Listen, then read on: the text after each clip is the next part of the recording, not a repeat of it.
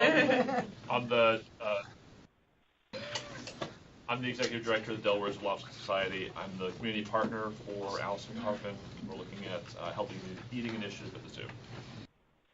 I'm Claudine Jurkovitz. I'm an epidemiologist here at Krishna Care and Value Institute, and Rick and I are going to work together and have worked together and will work together this morning.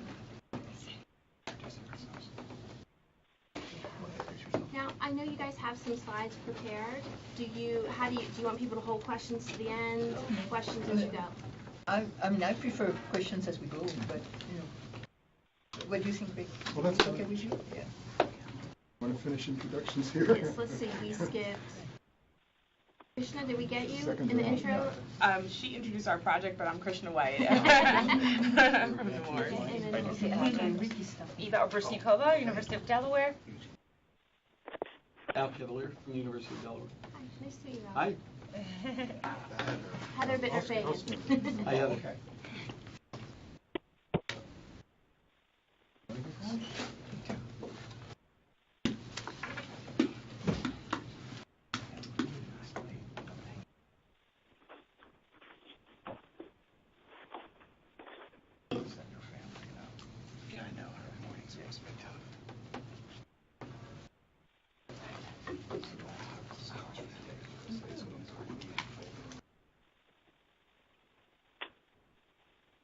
Should we start? I'm Rick. I'm a statistician here, and I'll start off with some of the statistic piece, and then Claudine will pick up most of the other stuff. I did try to partially guess what topics might be of interest to your projects, and I'll cover confidence intervals because I saw a lot of projects doing some estimation. There was a question about how to estimate or why you even estimate a sample size, and I'll try to include something about that, estimating a sample size for confidence intervals. And then I saw a few projects which were trying to predict things using regression, and I'll cover that. Other topics that Claudine will then cover are surveys, REDCap, sampling, and then we could have a discussion of projects. I'll get my notes here.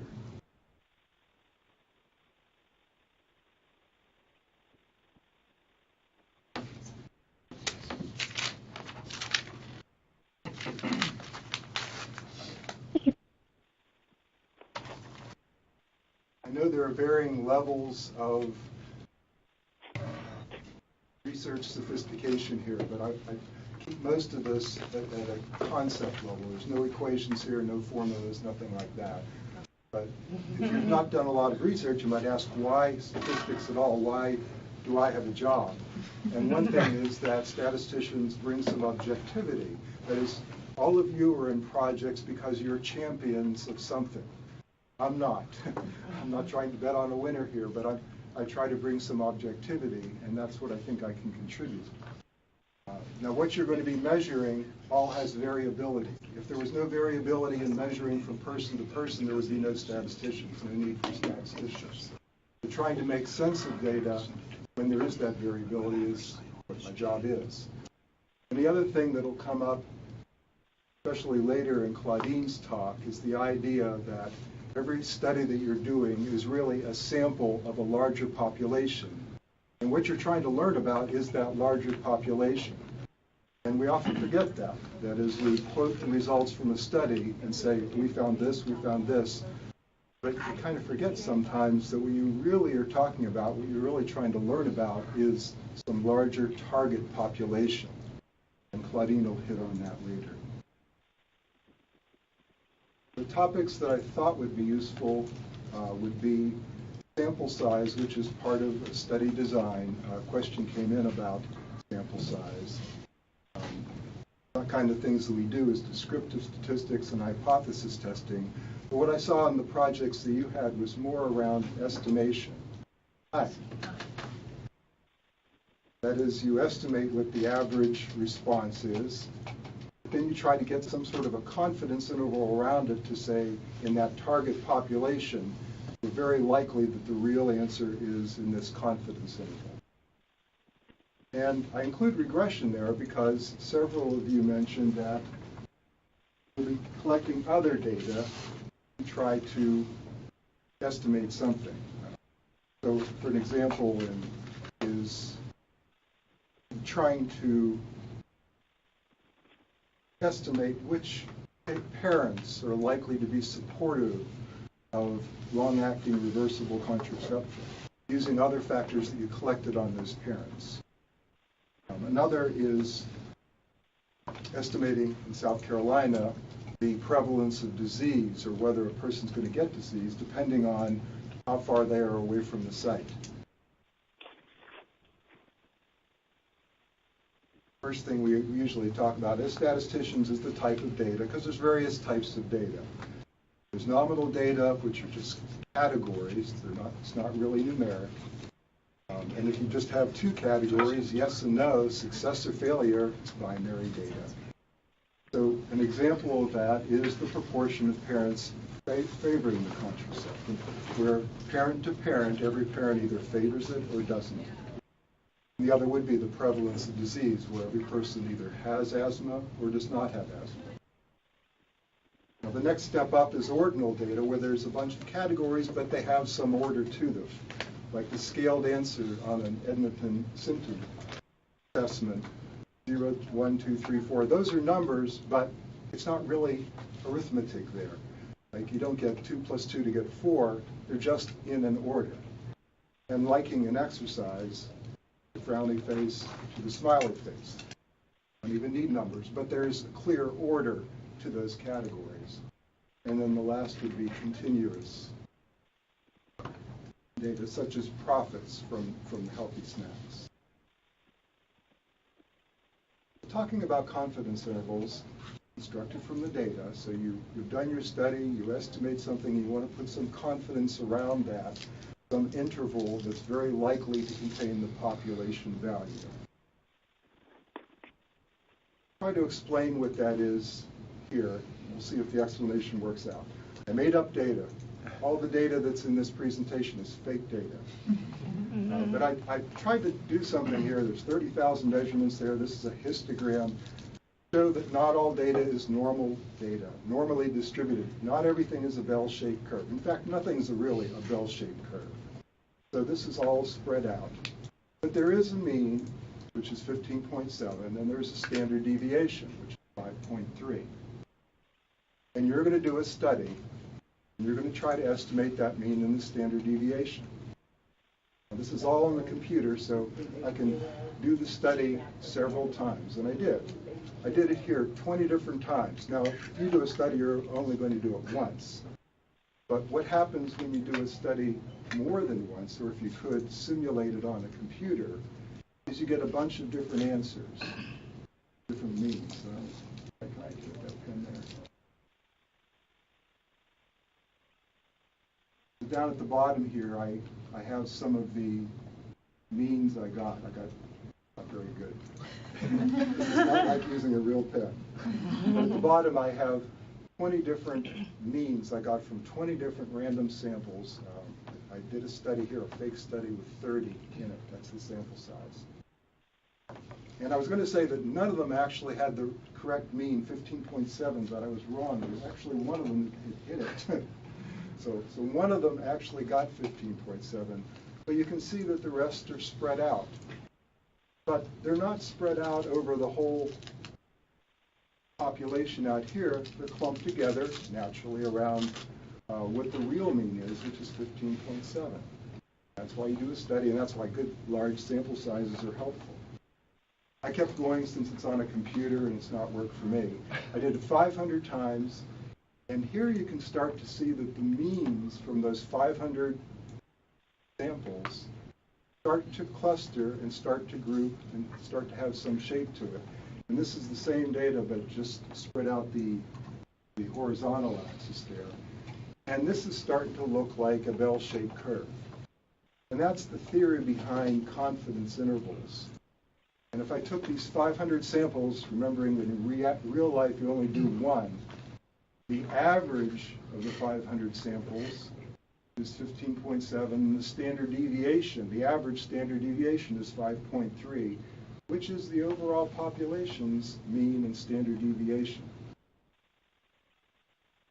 You're not going to get that with just one study, though. Your study is likely to be here, somewhere in the middle, and when you draw, the idea of drawing a confidence interval around the mean is you're trying to get it to cover the real population mean of 15.7. And most of the time you're going to get it. Sometimes you're going to get unlucky, you're going to get a number out here like 19 or something like that is your average, and you're going to miss it. But you try to keep that just down to, well, 5% of the time is kind of the standard, but a low percentage of the time. But that's the idea of confidence intervals. Remember, this is all in a computer, all simulation. In reality, you're going to only do one study, not 500, doing 500 replications. So how does that figure into sample size? In planning a study, what you want to do is plan your study so that your confidence around the estimate is as narrow as you find it to be acceptable. So I took an example straight from this book by Hawley, which is an excellent book called Designing Clinical Research. And this is planning. Show and tell. We love that book. Oh my gosh, we love that. The example that they here have about sample size for a continuous variable is trying to estimate the mean hemoglobin level of students. And they're aiming for a confidence interval around the estimate of plus or minus 0.3. That is, whatever the estimate of the hemoglobin is, they want the confidence interval to be plus 0.3, minus 0.3, a total width of 0.6. And from a previous study, they made it easy. They found that the standard deviation was 1. The important things here is that if you want to estimate the confidence interval for a continuous variable for a study, you need 3 things. 95%, you want it to be a 95% confidence interval. The width of the confidence interval, which is 0.6, and some guess, and it has to be a guess or literature or something about what you think the standard deviation is. Those are the 3 things. And the way this table is set up from the book is they actually take the standard deviation, the width of the confidence interval, 0.6, divided by the standard deviation here. Cross it out instead of circling it. But there's still the 3 elements. And this is a copy of the table from the book, where here they have the width divided by the standard deviation, and here they have the confidence level. And I've chosen 95%. I've chosen 0.6 as the width divided by the standard deviation, and it leads to a sample size of 43. This isn't a table in a book. Online, you can just Google sample size estimates, and you can find some calculators online. That's for a continuous variable. A lot of the studies, though, have proportions. As I said, proportion of parents favoring contraception or the prevalence of disease, and you want some estimate around those. A little bit different for proportions. I have no idea what the real proportion will be in this study, but just because it fits in the table, I said, let's guess that it's going to be 20%. And also so it fits in the table. Let's say we want to get a 95% confidence interval of plus or minus 7.5, so that the total width is 15%. So the guesstimate ahead of time is 20%, and the width of the confidence interval is 15%. Well, so you're taking your best guess that 20% are going to be in favor. Yeah, so before you do the study, you're in the planning phase. And your best guess is that the proportion of parents that will favor the contraception, the long-acting contraceptive, is going to be 20%. Now, you may not get 20%, 30%, something, but that's your best guess now. And you say, when I'm done, I want the total width around your estimate when the study is completed to be a total width of 15%. Why do you choose 15? This is up to you. Oh, You okay. choose, I don't choose. But- You have to choose. But how? Let me just say one more thing and then ask the Yeah. question. 15% is actually pretty wide. But this is where you're balancing cost and benefit.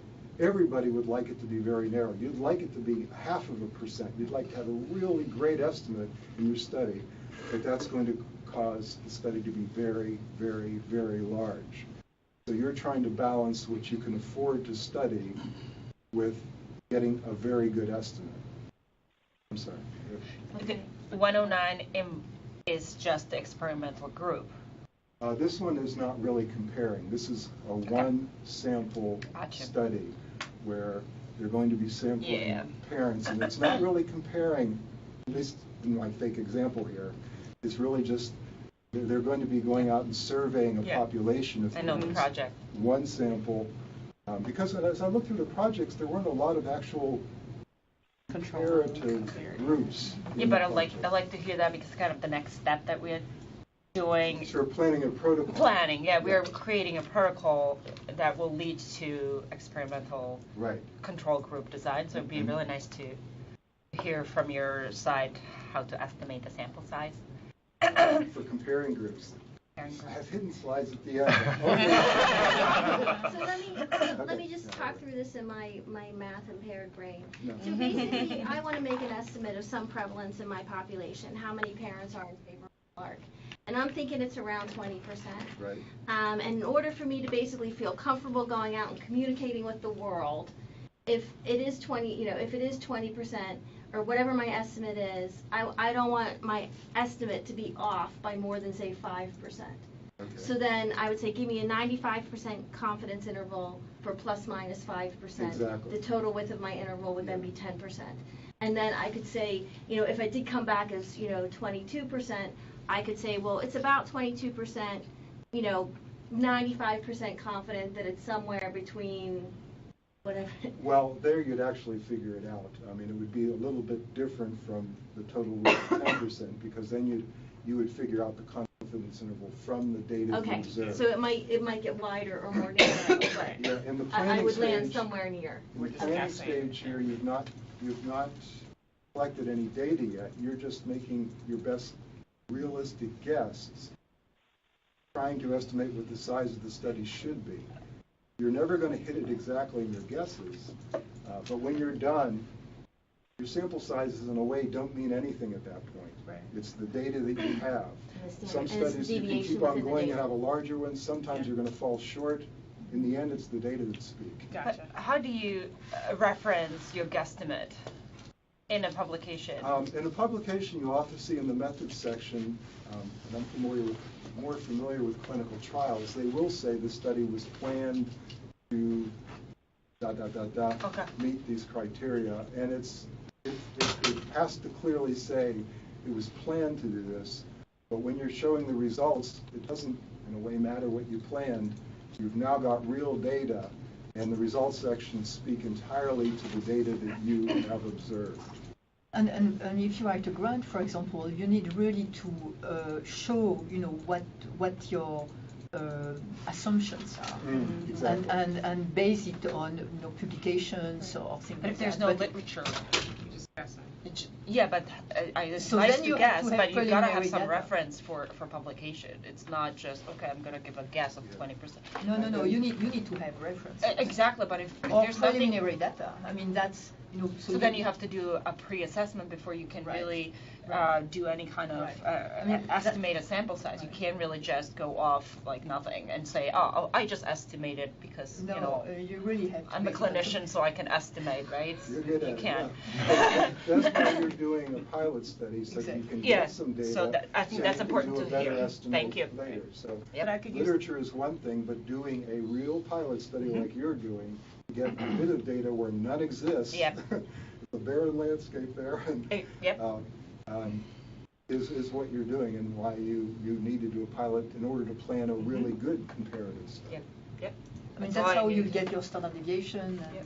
all the parameters that you need to do your standard size. Yep. Yep. Thank you. So, Got it. So if we were to make a guess, There's not data looking at this, but we know that maybe only 5% of teenagers have a LARC. So could we assume then that our guesstimate would be 5% because only 5% of teens have it, then maybe 5% of parents want their kids to have it and would be able to kind of justify that because there's nothing but in literature where is about your it. data coming from? Where's the 5% coming from? Like stuff that's published about the prevalence has of been women published? using LARCs is about Then if it has been published, then you're good. 1 to 5% in teens. Like, so there's But you have to prior to you intervening to educate people, it's very low. So you have really. YRVSS has stuff. I don't know if they have LARCs, No, but they don't. they have hormonal contraception in general. How many kids that are sexually active are using? So you really have to state, because we know that 5% of teens use LARC, we assume that 5% of their parents would be favorable. Yeah. Sure. So You we have just have to say that. Is there a That's concern our that you get assumption. too close to the lower end on that? If it is 5%, and then you're, And then we have a sample that's going to give a sample of like 50 or something. Interesting. It's good to go into a study, your eyes, know what you're going to get, or, so you're not disappointed at the end. Okay. What if the population is so restricted in terms of there's like so little of them? There's the population is small to begin with, and then the sample size is very hard to get into those numbers. It's going to Question. take a long time. That happens a lot, and I think I- actually a lot of these studies, Yeah.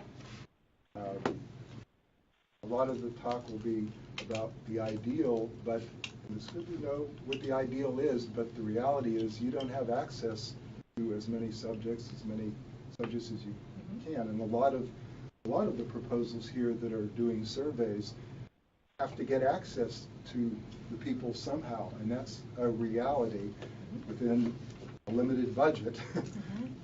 And so I expect that a lot of the studies will not be as large or as randomly sampled as you wish, and it is balancing that reality with which the ideal would be. I think it's good to know what the ideal is, Right.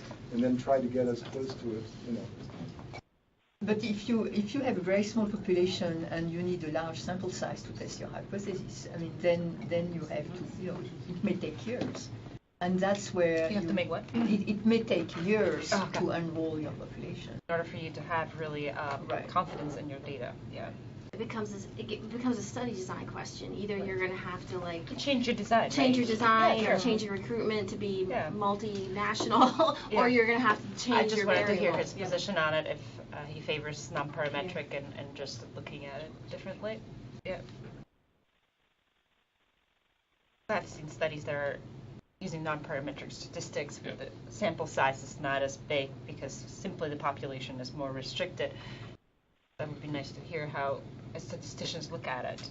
If the sample size would be estimated, like, let's say 50, and then you only collected on 25, half because you can't simply get that population, how do you look at those studies when they get published with non-parametric statistics? Well, how do I look at it? But part of it, as I say, it's in the end, it's the data that are speaking it through the results.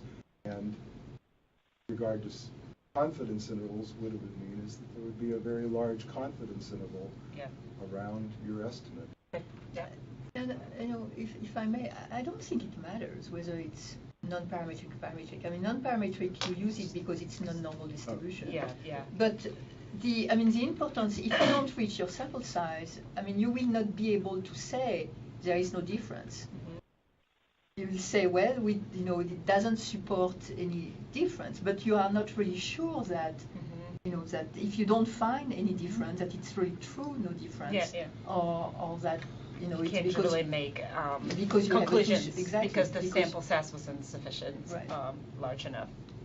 But if you do show a difference, right? Sometimes Yes. you can show a difference before you hit your sample size, and that's okay. Yeah, That's okay. that's okay. That's why good you luck. data Yeah, it's the data monitoring at the end committees that's and- important, because, well, Okay. I was going to try Sorry. to stick at this point. Sorry, so sorry. let's not go beyond it. you only use confidence intervals for estimating sample size, or do you also look at it like comparison between two groups? I was trying to avoid the comparison. Sorry. If there's time at the end, I'll answer that. Yeah, you can use it for comparison. So if you were, well, here, we're talking about proportions. If you were comparing the proportions in two groups, you could look at that a couple of ways. You'll see it a few different ways. One is to subtract and say, this is the difference in the two populations and the confidence interval around the difference. But there is another way with proportions where sometimes they'll show odds ratios. The ratio of the odds of having a condition in population A and population B, and a confidence interval around the odds ratios. The proportions, when you're comparing groups, are reported a couple of different ways. Makes sense? Okay. And this is the table that it came from. Lost my pointer. So horizontally up here, these are the total widths of the confidence interval. So there is a column for the total width of 10 here. What you can see is if you want a narrower width of a confidence interval, the sample size goes up. So if the total width is 0.15, the sample size is 109. If the total width is 0.10, sample size is 246. So the better estimates that you get, meaning the narrower confidence interval, the higher the sample size, the higher the cost of the study. So you're going to always be balancing the realities there. What it costs to do a study. But it also considers that the subjects that were selected for the study are representative, right? So that's the sampling piece. Yeah, yes. It's not just going to a school and doing it in 2 classrooms and be done, because that would not be representative of the entire population, because that's what I have run into. Selecting 2 schools and having just those 2 schools really doesn't give representative data, because they're from the same school district and on, and you can't really make conclusions about their whole nation based on the 2 schools that the data were collected from. And that raises a lot of issues. Depends how the seen some surveys where they'll do that, and they'll go into classrooms and do 10 students in the classroom. Now, were those classes formed because the students were similar to each other? Well, then you're actually not getting 10 independent representative samples. There's that cluster. Classrooms are clusters, and it gets much more complicated, but to estimate the sample size there, you're balancing the convenience of going into just a few classrooms with how similar those students are to each other. How do you qualify? Students are nested in classrooms. Yeah. Classrooms are nested in schools. Schools are nested in districts. Districts are nested in states. And yet you're trying to generalize, right? You're trying to find some generalizable truths. That's impossible to do. So what would you recommend? How do you qualify your claims based on the results that you obtain? I can't answer that. I opened a can of worms. Yeah, I'm sorry. I just wanted to, because she's going to be collecting from students, right? From parents. From parents, so that They- but even then, you're talking about I don't know what it's called now. Right, we're having that same Stratified issue sampling. about But speaking for all of Delaware parents. When the national surveys are doing samples, they don't do hundreds of thousands of people. They can do 10,000, but they very carefully define their strata so that it's representative, and then they balance the weighting. Of course, they have budgets slightly bigger than ours. The budgets are bigger, But yeah, you it can't gets to be generalize it. that complicated. Yeah. And Yeah, but the you can methods to there Delaware as really long are as you that have a complicated. representative a classroom Well, from and, each and school you know, district. even then, like YRBS and those ones. They don't you do know, private schools. Yeah, if And you Delaware if has you the highest read private like the school. things on their survey, sort of Yeah. their quid pro quo, there's 500 things that they don't include. You know. Yeah. But if you don't include private schools in Delaware, then it's a problem. Exactly. because I think that that's why our have- stats are so you kind high. of have to, because it's a part of the You know, the population consists But of. if your population is children who go to public schools, I understand, but if it's this part of the this part of society, then Right.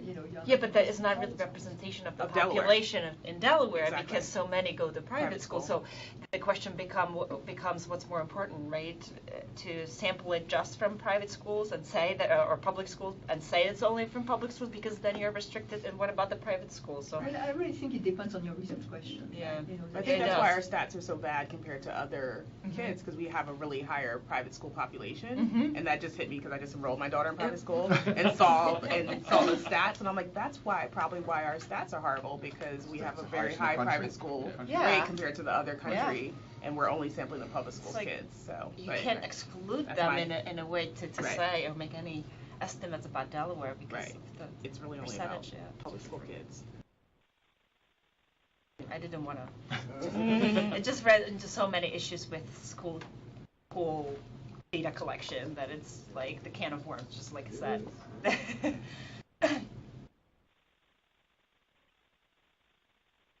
Besides estimating something with just the mean and the confidence interval, several talked about making predictions based on other factors, as I mentioned.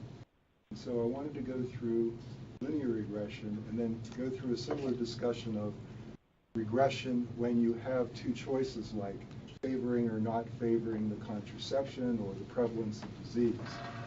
And the usual, but not the only way, but the usual way is logistic regression, if you've heard that before. Regression, you've probably seen it somewhere before. But the idea is this. I'm sorry, this data is really fake.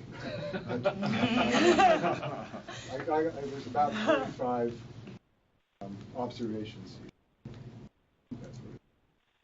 So I said the number of daily healthy selections at the zoo. And there's some range of day-to-day how many daily selections, and the overall mean is 35. Which means that if somebody came up to you and says, predict how many healthy selections will be made tomorrow, no other information, you say 35. That's the best you can do. But let's say that the number of, what's it pronounced, tastimals? Tastimals, yeah. That are used. And I know this is not the experiment that was done because I went from 0 all the way up to 5. Really fake data. The more tastimals you use, the more healthy selections there are. And of course, this is set up very nicely, so that looks like a straight line, which is what linear regression is. So you have some information about how many healthy selections will be made on a particular day by how many tastimals are used. Can you define that for us? Can you define that for us? What would you like to define? What Tastables, so we currently at the zoo, we don't really have very many healthy snack options. So we came up with this idea, and it's using for the science of brand management and marketing with sort of cute animals paired with a healthy food option. Oh, animals. So it'll be like, So it's like there'll be a golden lion tamarin, and it's like the golden lion tamarin really likes to eat bananas, and so there'll be a banana option. And then we have several different versions of that. Honeybee, Cheerios. Yeah. So linear regression is drawing a straight line. Regression does not have to be a straight line. The goal of a statistician is to try to find some model that fits the data. And the line may not be straight, it could be curved, but I set it up so it's nice and straight. But now you have some information, because what that's saying is that for any particular number of tastimals, your best guess falls along that straight line. So for example, if you're told that on a particular day they're going to use 4 these tastimals in showing them and presenting them with the food, you go along the horizontal axis to 4, go up, read along the straight line, and just read across and say, oh, about 50 daily healthy snacks are going to be chosen. So with that little bit of information, you now can make a better guess than just your average 35. Now you can say, I'm going to estimate that 50 are going to be selected that day. So regression is trying to use other data to help you predict, help you estimate, and narrow the estimate. So previously, your confidence interval would have been built with all this data. So your confidence interval around 35 would have been all the data. Now, you've done much better. Your confidence interval is actually just going to be the data around 4. It's going to be a much narrower, it's better estimate, and it's going to be a narrow estimate, given that 4 are going to be used. And that's what linear regression is about, trying to make better estimates. And that's what the regression in your problem is. This is going to get a little bit harder. Trying to estimate when there are 2 categories. And I'll stick with, no, I did. I guess I changed it. This is in South Carolina, trying to study cases of asthma. Now, when statisticians get the data, they code the data. They'll give 1 to the cases, asthma, 0 for the people who don't have asthma. So every person will either be a 1 or a 0. And in this fake data, there's about 45 here. 15 of the people have asthma, 30 of the people that don't. For illustrative purposes only. And this is a kind of a histogram. So about a third of the population has asthma. Now, analogous to what we did before, if you just had the whole population and someone asked, if I pick a person at random, does that person have asthma or not? What you would say is, well, I'd give the person 1 out of 3 chances of having asthma and 2 out of 3 chances of not having asthma, and that's as much as you know. But if you have a little bit more information, and I may have used the wrong acronym here, but this is studying disease prevalence relative to a site that they're going to be constructing in South Carolina. And if you know the miles from that site, and if it's the case that there's more asthma cases when you're close to the site than there are away from the site, well, I guess it's up here. There could still be asthma cases when you go further away from the site, but it's much less. What that means is the probability of having asthma is higher when you're closer to the site, is lower when you're further away from the site.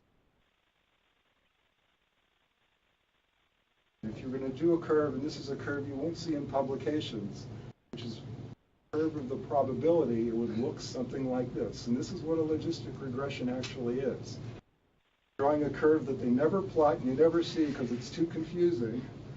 But what it means is if you're close to the site, 0, 1, 2, 3 miles, there's a high probability of having asthma. The vertical axis is getting higher as you go up to 1. And if you're far away from the site, there's a low probability of having asthma. And that's what you're actually doing if you're doing regression with something that's not a continuous variable, but just something yes or no. Have asthma or not. And that's how you would use a curve like this. So if somebody now said, gives you some information, I know of somebody who's 5 miles away from the site, you look along the horizontal axis for 5, draw a line straight up, hit the curve, go across and say, well, the probability of having asthma is about 85%. Or if somebody's further away from the site, 30 miles from the site, you go over to 30, go up and hit the curve and say, well, the probability of having asthma is, it's about 5%, very low. That's, if you're setting up a study to do this kind of regression, logistic regression, this is actually what's going on behind the scenes. But the curve is confusing enough compared to the one for linear regression that people actually don't publish curves like this. But this is actually what's going on behind the scenes. Now I get to sit down. What factors made you I'm sorry? What factors led to that not being a linear regression? The fact that what If it's you're just trying digital- to predict. What? See, in the previous example, what I tried to predict was count of the number of healthy selections that were made. Now, that's counting is not really a continuous variable, but it's pretty close. The numbers are big. So when it's a continuous variable, that's where you do regular regression. The difference here, let me go back here, is what you're trying to predict is whether or not a person has asthma. So it's actually not a number at all. We code it as a number, but it's really yes or no. You're trying to predict, yes, the person has asthma, no, the person doesn't have asthma. It's not even quantitative. It's just a category, yes or no. And you're just trying to make a prediction. So that's the big difference. In one, with linear regression, you're trying to predict a number. Here, you're actually just trying to predict yes or no, does the person have asthma? But it must be, in your second example, there must be something that's unrelated to statistics about the context of the problem that made you assume that it's proportional with distance from an IMF. Well, that's what you explore. So what But I they're mean, going to your do, prediction is they're gonna based collect- on that assumption. If that assumption's wrong, then the regression line is wrong. What will happen is that the regression line will not fit the data. So they're going to collect dozens, speaking for them, dozens of pieces of information on the people. They're going to go out and survey 300 people. They're going to collect a lot of information on the people besides their health. So their health, whether they have cancer or asthma, that's the outcome kind of data that they're interested in. But they're going to collect a lot of information, how far they live from the site, but a lot of other details about their demographics and so forth. They're going to collect a lot of data. That's what their survey is going to be. And then what happens at the end of the study is a statistician goes through and starts exploring that data and say, can any of those 36 factors help me predict? Because what will happen... So in a sense, you're testing that assumption. Very among much others. so. Yeah. I'm going the wrong way. In this case, I set it up so it's really differentiated by miles. When I started just making up fake data, I spread them out more, and what happened, I don't know if I could draw this or not, but the line, instead of having this nice curve, was kind of like this.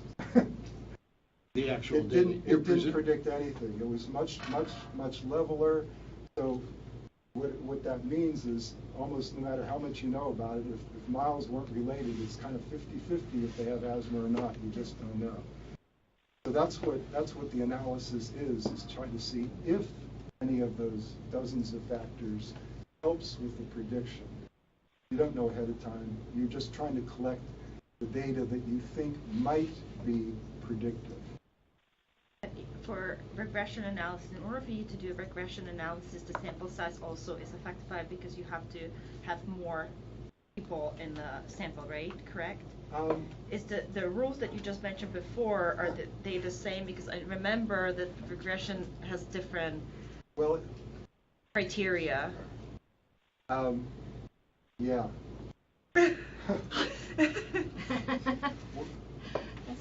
Actually, the first thing that goes through my mind, I guess I have to say it. Well, I could stick with something Depending like on this. the number of variables, right? It again, it gets more complicated, but here we're just going to say it's miles that you want to see if they're related. One of the things you'd want to do in your design and in your sample is spread your sample out. That is, if you can get representative people close to the site and further away from the site, you will be able to do a better job of estimating the relationship between miles and disease. Alternatively, if you were just to sample people in this fake example over here, you couldn't test anything. You wouldn't have you wouldn't be able to fit a line to it.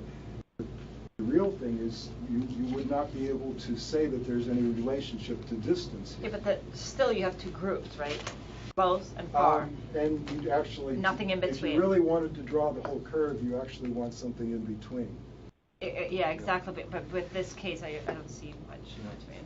And I'll say this, but it's not the kind of things you're doing.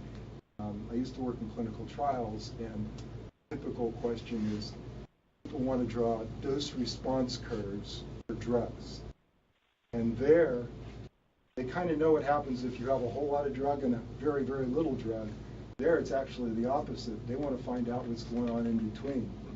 So there, they kind of have more data in between, and they try to find out what these inflection points are in the curve right here, and here, where it goes from going up to leveling off. Different problem, but you fit the design to the problem you're trying to solve.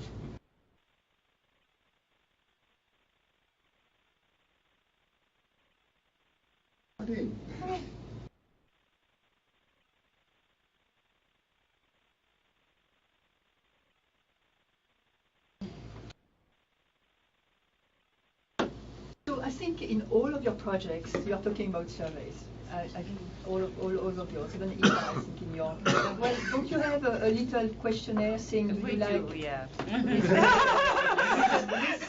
With a smiley face? So that's a survey. So Rick and I thought that it was important to go through a really basic, very overview of survey design.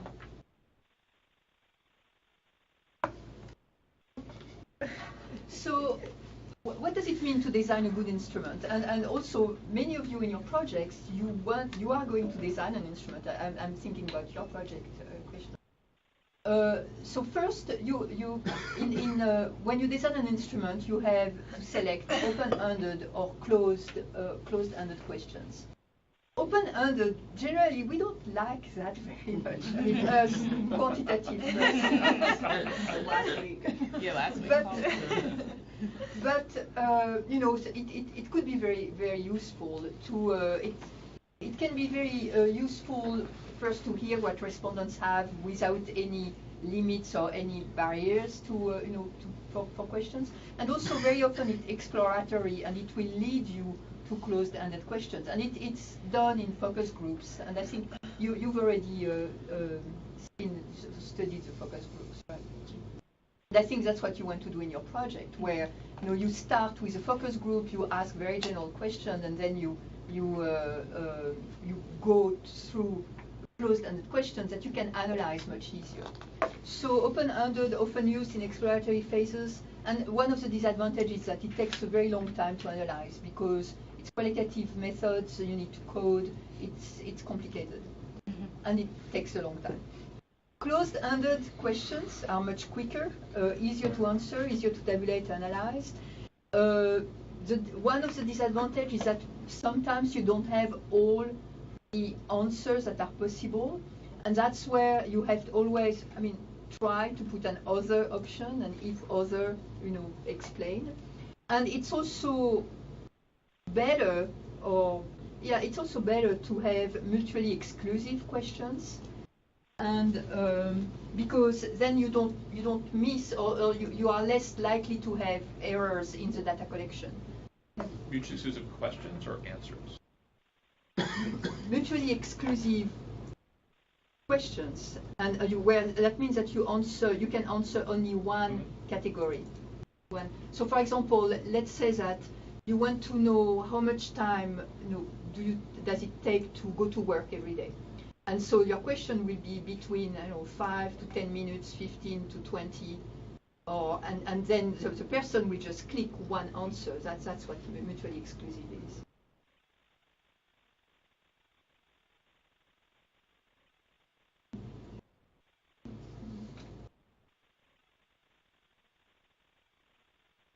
Okay, so I have a little example here. So if the questions allow for several answers, you have two choices on how to set up, the question. So for example, here the question is, which of the following do you believe increases the chance of having a stroke?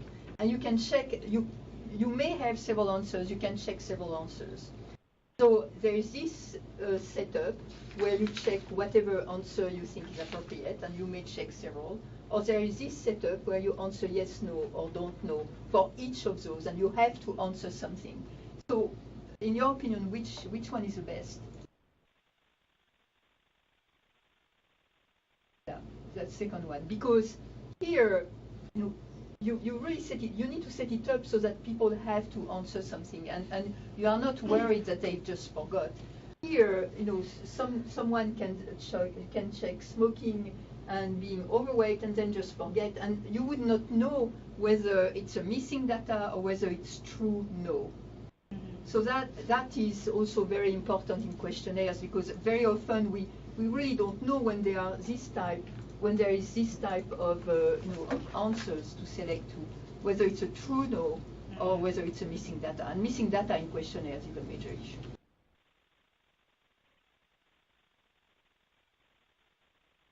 And there is also another type of questions using visual analogs. So it's a scale, and the person, the subject, check on the scale. So for example, a pain scale, it's a line, and the subject check a point where he or she considers she is. And I think the Edmonton symptom assessment system that Lindsay is going to use, I think is it's really similar to a visual analog.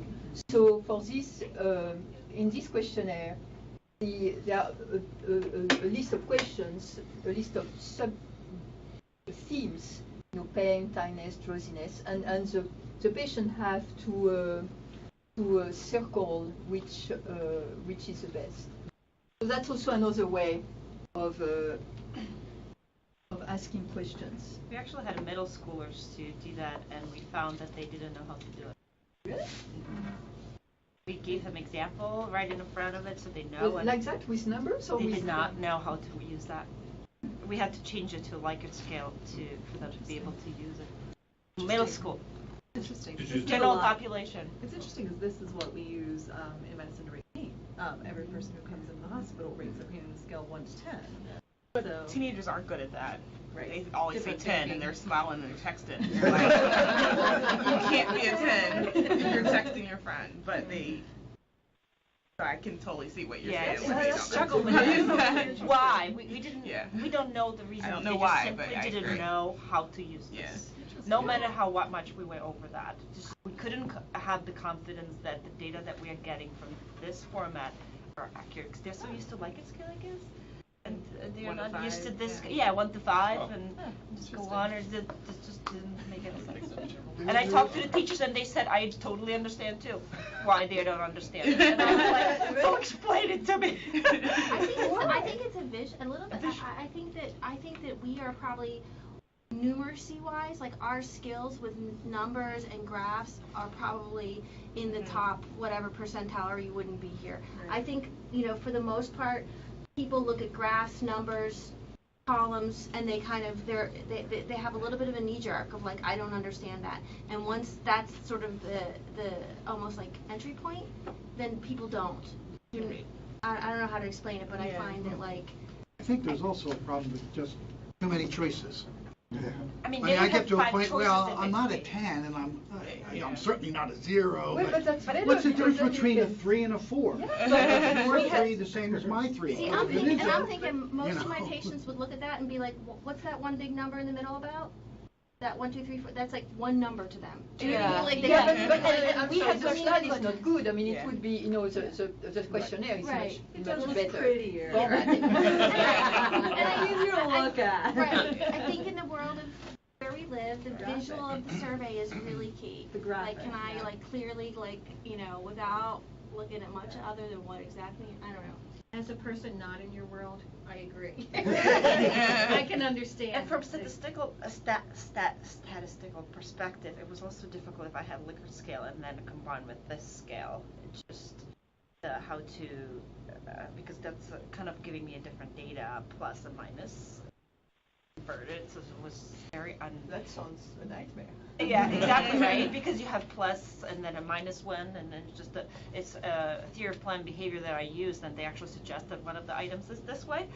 and I had to change it for the kids because it was getting all the time, and even put like what each of these numbers mean. Oh my And God. still it didn't click. I mean, it's a highly, at a cognitive level, it's a highly symbolic task. I mean, to try to translate feelings into a number. a sequence of numbers. I mean, nobody else would, in nothing in their life, would ever ask. And she's like, You're surprised. That's what I'm saying. I mean, You get the survey if you, how well did you like this program that you just watched on TV?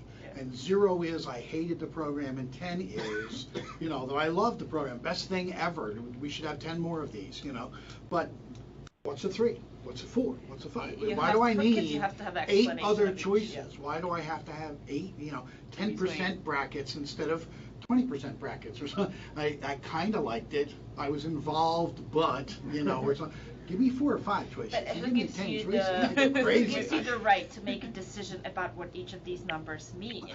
Right. So I would go on and then just research: is there a standard for a 9? Is there a standard for an 8? If the range is good and bad, right? So what is a what? It's also the wording of it. For them, Eva, I think it's like pseudo specificity, the precision. It's almost like carrying a number out to 11 decimal points places. It just is. For them, that a 5-point scale or a 6 is probably the maximum we can differentiate. I would think what we're seeing is a lot of random. The difference between a 3 and a 4, or a 4 and a 5, or a 5 and a 6 to them, I don't. Haven't you seen that smiling face? Right. But I mean something like this. Yeah, the smiling one is helpful. And That's this is why kind of linked to that. That's why the first question, I really truly believe, and I haven't read the literature behind this, but it's a pretty validated tool, is pain. Because that's how people are used to doing pain, and then they can kind of conceptualize the other issues based on that. With the pictures. But elderly people have had pain, so they probably can do better at that than a middle schooler who hasn't gone to labor About anxiety? or had a kidney stone yet, or so I think they might be a little bit better at trying coach to a do child in an emergency room once that he couldn't put down 5 on a scale like that for pain, because otherwise they're going to send you home. Yeah. You got to have at least a 7 or an 8. Kind of thing. So I didn't want to interrupt. Yeah, just No, want to. Lindsay, what's your experience Brought my with memory the up. scale? I mean, do My patients? experience with the scale is that Is the it patients that we're doing schematic because I differential? feel like it's something that they're used to. We actually had a population where we did this on every week, and they seem to conceptualize it well, but the one that I'm most interested in is best well-being, and I think answering the other questions about pain and very discrete symptoms, by the time you get down to best well-being, they kind of understand, What is well-being to them? Well-being, that's exactly What? silly. It's actually, it's just an overall I would quality of struggle life with that well-being, I mean, these are patients with severe, this is validated amongst people with serious chronic illness, so not the folks, You almost have to define every single one in order for you to get accurate data. Yeah, I mean, there was when I looked at the questionnaire, there were some definition, for kindness, shortness of breath, well-being. There were like little adjectives and words on the actual scale that they can fill out, but no, my experience is that really people are didn't able wanna- to fill it out. It's a doable amount of, questions, and, at least the data helps me as a clinician, because I can say, oh, this person, this week their pain's up, and they're saying their well-being's worse than what it was last week, so we need to work on pain. These are adults with generally serious chronic illness. Well, it does seem like if it's longitudinal and you can look at that over time, where you're trying to get a bunch of people in a cross section, because since the definitions are going to be Right. Yeah. And you compare each patient To themselves. To themselves. Yeah. So it gives you. That you agree that if you have data, you would pick one type of scale rather than mixing semantic differential VAS with Likert scale, correct? Or from statistician perspective. You wouldn't mix wouldn't mix items on your survey, like the VAS and Likert scale. Well, no. You would. I would. Okay. This is the SF12. And they have, that's a very, very, very well-used and well-known instrument. And they have all kind of scales, actually, that they use. From analysis perspective, You just need to make sure that, yeah. But you're not comparing it just like, yeah. And you know, there is another one, for example, the EQ 5D, the Euroqual 5D, which is 5 questions. It's a quality of life questionnaire. 5 questions about anxiety. I don't remember exactly. And then there is a VAS scale at the bottom where they say exactly, please rate your, you know, your well-being or something like that. It's in the same questionnaire. And you know, there are techniques and rules to analyze. You know, Do we have? Yeah, actually, do we have resources in the CTR that you guys know of if someone is trying to develop a survey? You know, not just so, you know, for instance, sometimes you want to understand if the question that you've written is good, and I know you're supposed to then, if it's really brand new, write it 2 different ways and make sure you're getting the same. Like, do you know what I mean? Do we have any resources on development that are particularly available to us? Yeah, I don't People think I have a we couple have of books. Susan is pretty good. You've done a lot of surveys too. Not that many. Oh, right. But yeah, I mean, we looks like we each can find a theoretical group together. It looks like each theoretical construct has its guidelines as to how to Right. develop the questions. Like, for example, theory of planned behavior. Here are exactly the questions you're going to ask, and this is the format you're going to survey it.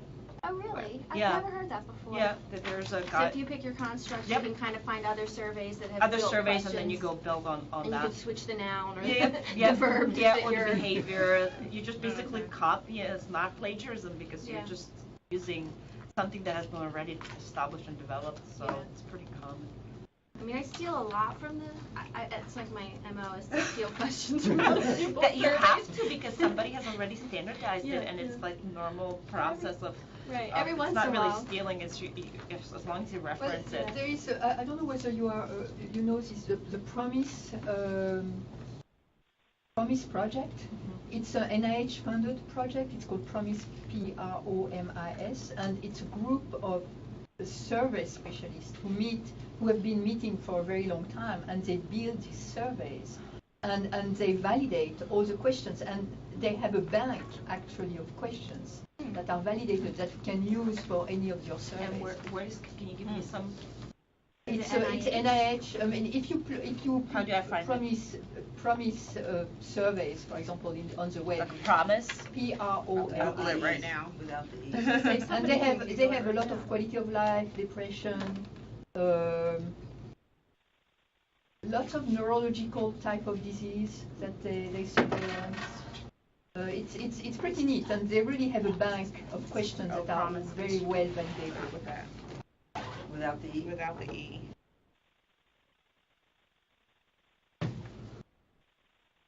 If you send that to, sorry, Krishna, if you send that to Lee or Lee. Sure. And it's, you know, when you write a Got it. grant, it's good to say that you use a Promise, you know, Okay. project That's good to know. because Okay. Especially because for it's NIH, right? Yeah. Okay. They always like to NIH. Use their own stuff. Their stuff. We all like to be like, oh look, they referenced me. It must be good. Yes. Patient-reported outcomes measurement information. Exactly. So just a few things, a few additional things when you set up a survey. The wording is important, so you know you have to have clarity. So for example, you don't say you prefer concrete words rather than abstract. You don't say how much exercise do you usually get, but you would say during a typical week, how many hours do you spend in vigorous walking? And you want to be very precise as much as possible. Avoid technical terms and jargons. And also neutrality is important.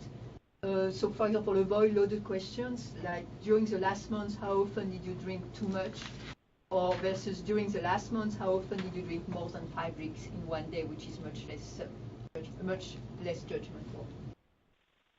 So this is, you know, just good. So we talked already about it a lot. Scales and scores. So scales and scores are really used, you know, in opposite to yes/no questions, to measure or to evaluate abstract characteristics such as quality of life, and they are measured by generating scores from a series of questions organized into a scale. So this is the SF12 that I just showed you, and what Eva was referring to. So these Likert scales are very often used to quantify attitudes, behaviors, and so this is a Likert scale, but everybody, I'm sure you know, strongly agree, neutral, disagree, and you can ask all kinds of questions. And so what happens when you score it? So these are the scores, and you can add up the scores, or for each subject, or average the scores, and then you get the average of the average in your analysis. What we need to be aware of is that if you just add up the score or average the score, that means that all the questions have the same weight. So that's something that you need to take into account, and all the questions have the same importance. If some questions seem to be less important and have less weight, then you would have to apply, a weight to score to generate your. Generally, when you have validated instruments, they are very good information on how to analyze and how to score, and that's really the advantage of validated instruments. Any reason for using different scales, like the endpoints, like using, for example, the range from strongly agree to strongly disagree, and then excellent to poor? Is there any reason, instead of phrasing the question so that you can, that the only answer is always going to be strongly agree or strongly disagree, you actually have a different endpoint? Is there any reason for that? Like, for example, I can say, in general, I would say that my health is good. Strongly agree, strongly disagree. Here you have it. In general, would you say your health is, and then you say excellent, very good, good. Is there any reason for using different endpoints, like the different scales, or the wording of the scales for the 5-point Likert scale? Because the kids it always throws them off if they see that one scale is strongly agree to strongly disagree, and then the next scale is from excellent to poor. Is there any? I don't see any other reason than trying to match the answer to the question as much as possible. But you can always make it strongly agree to strongly disagree, right? Well, sometimes it doesn't fit. There was an example. There was an example in the book, and I don't remember, but where the question was worded in a way where really didn't fit to say strongly agree or strongly disagree. Yeah. I think it really depends on how you word your question. Yeah. And if you want all the questions to have this type of answers, you really have to think through how to word the question. I think that's the only thing that would push you to select one type of scale. I understand that. Yeah, I just didn't know if there's any kind of rule in statistic world that we actually have to have different scales so that can eliminate the possibility of them kind of stopping the reader paying attention to it, because they have always strongly.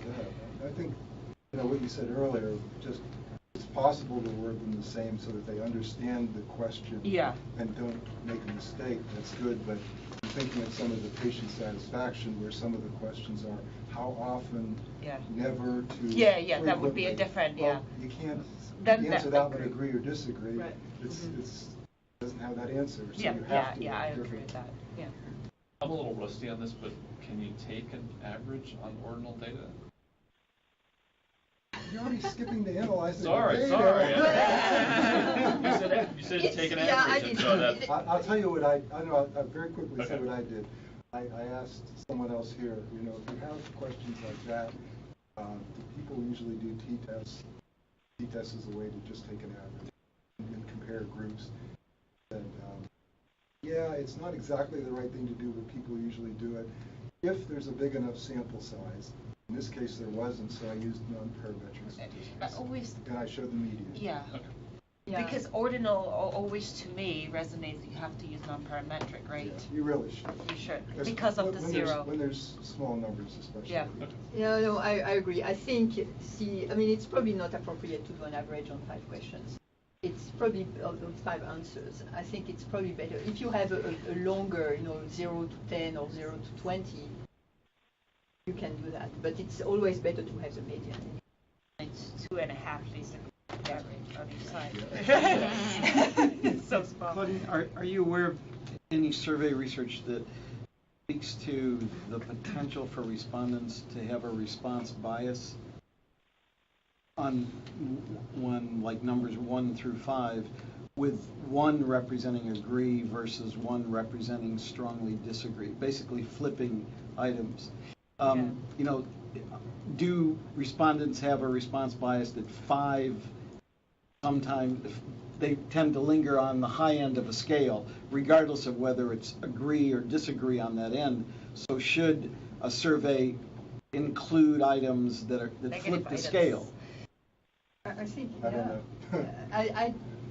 Because one sounds like a small number, right? One's a small number. So some people, you know, if you feel really strongly about something. Like if you phrase your statement negatively, right? I had to remove them for children entirely because they were outliers. All these questions had to be thrown out. So when I was developing survey, I had to go through another pilot study without the negatives because the original that was designed for adults was with negative items that were flipped. But with children, it doesn't work. They can process negative statements. So I had to remove all of them or change them to positives so that there's no possibility. But they were saying that basically for adults, it's a good checkpoint. Yeah, they are really reading totally, it. And I've seen this. I think the engagement survey that we take every 2 years here, you know, our employees of Christian Care, there are these questions where, you know, some are positive, and then it's totally the other way, because they want to see whether they are consistent and whether you are consistent in your answer. Right. Basically, that's what. Well, and some middle schoolers, you know, I'm just going to hang on the right-hand side, and I'll just. I'm thinking, you know, I need to find out, are you really reading, and to flip, you know, and have some internal reliability checks. So the same item is phrased, you know, forward and backward, and you find out they answer it completely differently depending at the beginning of the survey to the end of the survey. And you think, if we had large enough sample, we would throw all the surveys that if the item was stated the same way, like was just negatively, was the same item with just stated negatively, and they answered on the same item, then I would throw the survey out because I knew the kids were not paying attention.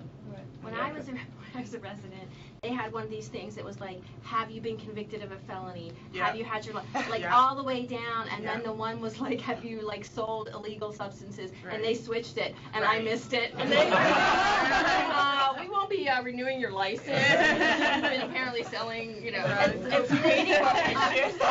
It's creating more issues than it helps, right? So I've never done that again. I'm like, okay. Let me read this question. I'm not going to read halfway through. Right. The pattern. I'm done. It's also the same thing, you know, when if you travel out of the country, and when you come back, you have the form. Immigration, the custom form, and you really have to be careful. and I think there is one which is inverted also. I mean, I'm so scared about this thing. So careful. But it's funny. It's exactly what it is.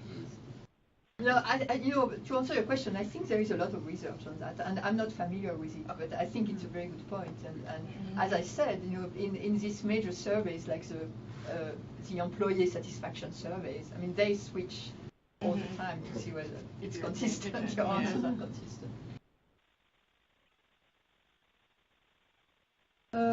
And I just wanted to mention this. So you want, and that in fact comes back to your question. You want to verify internal consistency. And there is a test that we use which is called the Cronbach alpha.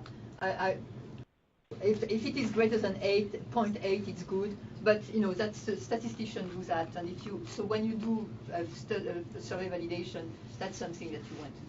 Did you do it? I just wonder, is internal consistency, does it in surveys replace test, retest reliability? When I'm reviewing. I don't think it's the same thing. I know it's not the same thing, but if you're assessing beliefs, right, can you really do test, retest? If there are like 60 items.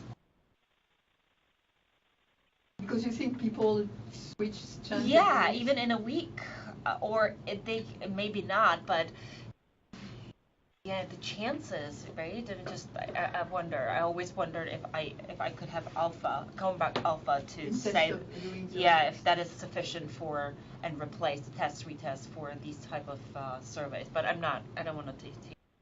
60-question surveys are long, though. Yeah. Seems long to me.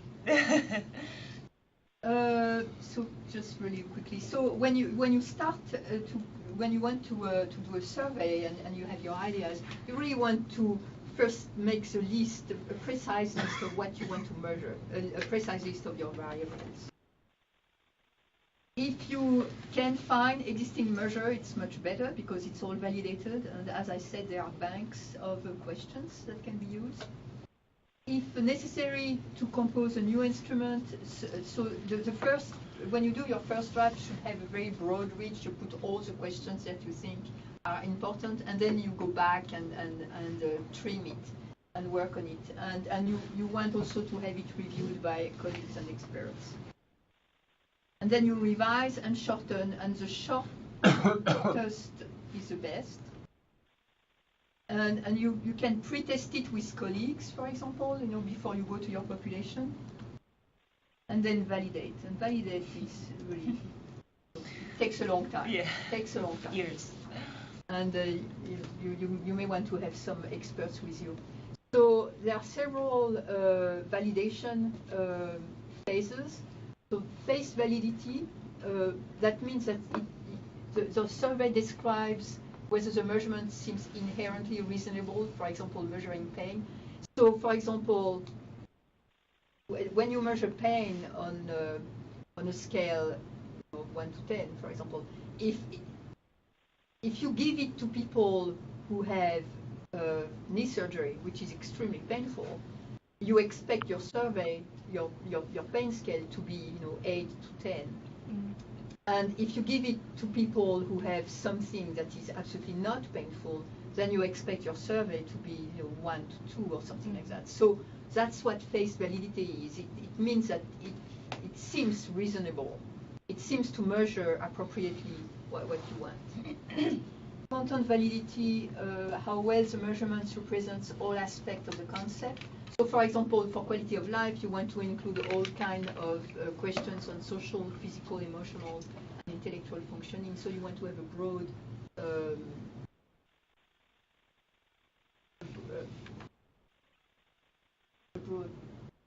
don't know what the word is. I mean, really representation. A broad representation, right, of the concept. Construct validity is the degree to which a specific measure or score agree with a theoretical construct. What would be an example of that?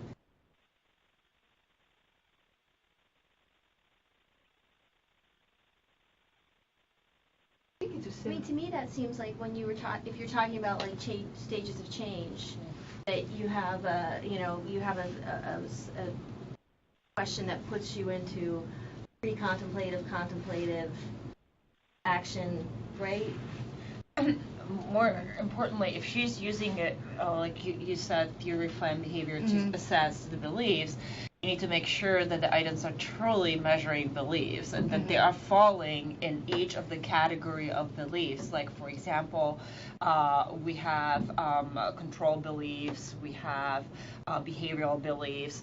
Does the item that I selected truly fall under that construct or under the category of beliefs? Do I have a good representation of items for each of the types of beliefs that I'm assessing? I think that's the best an example for this class for the construct validity. And that goes with exploratory factor analysis to make sure that it falls into that. And then criterion validity, that's comparison with established gold standards. That's always good. And then predictive validity is that you want your questionnaire to be able to predict outcomes.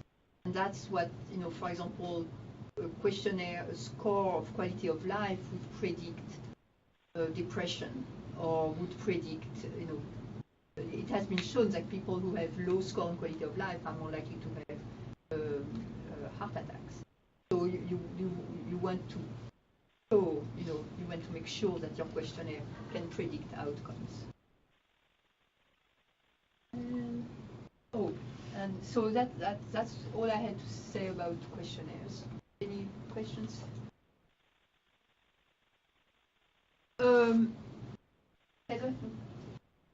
Well, I was just thinking of your predictive, validity, and I don't know, comment or, to the group, and maybe if anybody's had any way they figured out to make this better. I think about how we're always then asking people, so are you going to, like, we do some intervention, right, and we ask all about it, and then we say, are you going to change your practice because of this? Or, now I've educated you up and down about lung cancer screening, are you going to do it? And I think that unfortunately the predictive of those is often poor.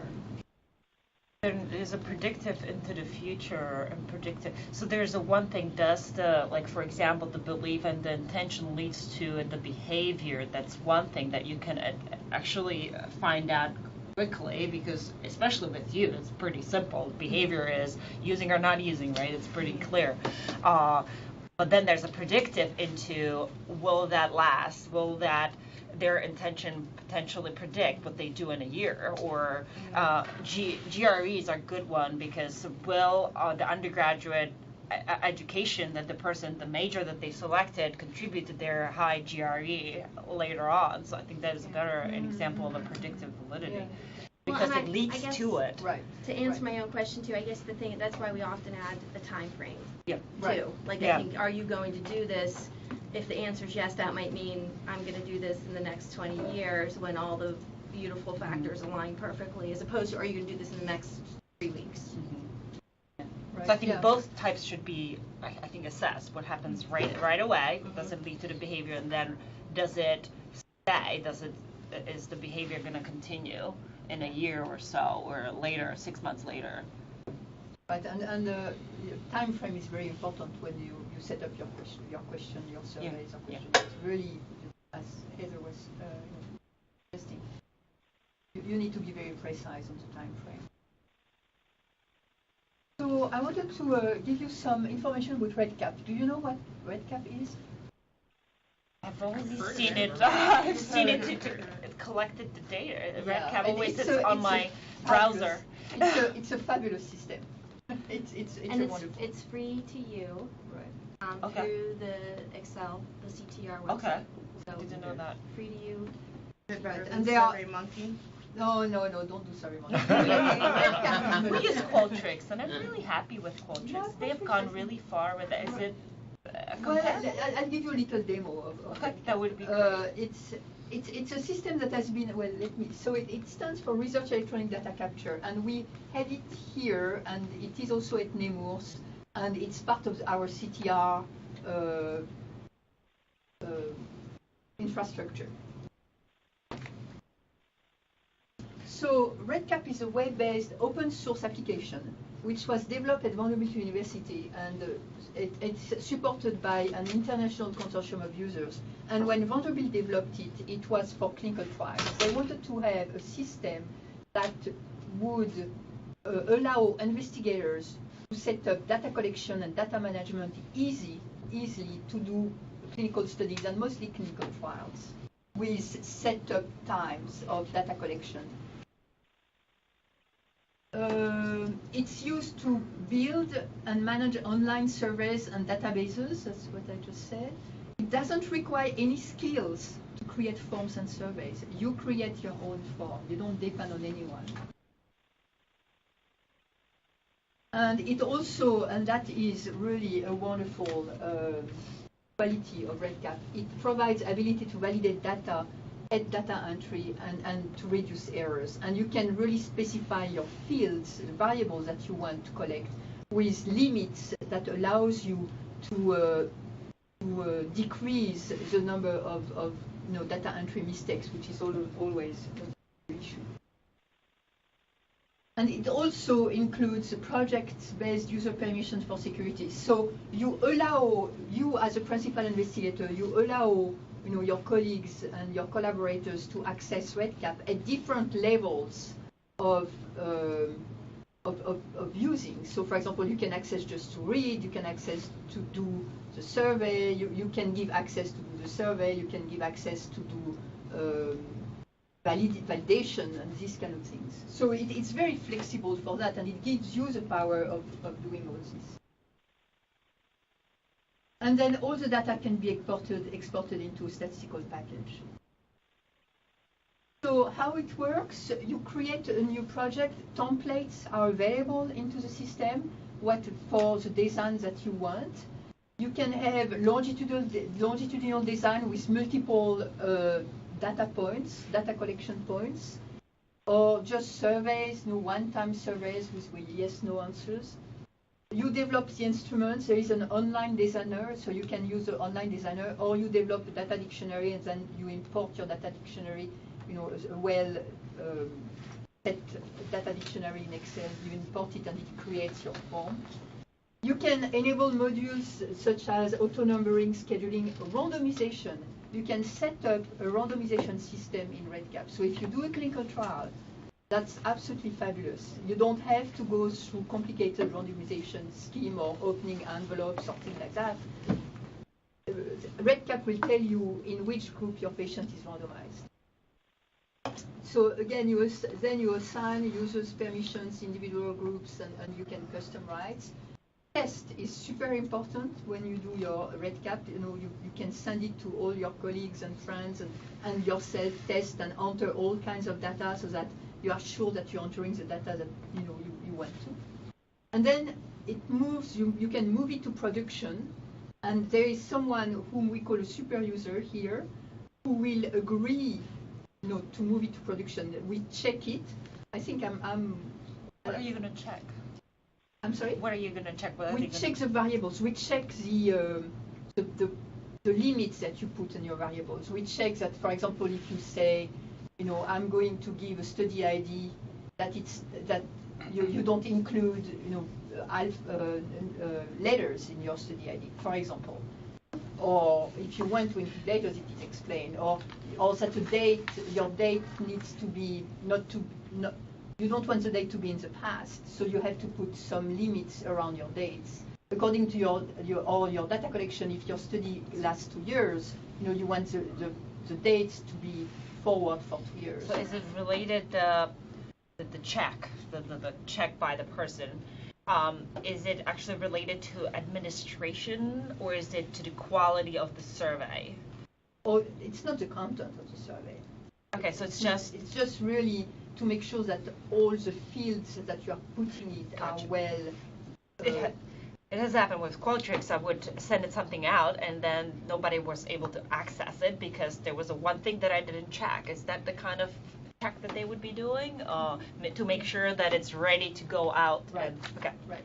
Who here has designed a survey before? And who's then designed the database that kind of backs up the survey? What do you mean?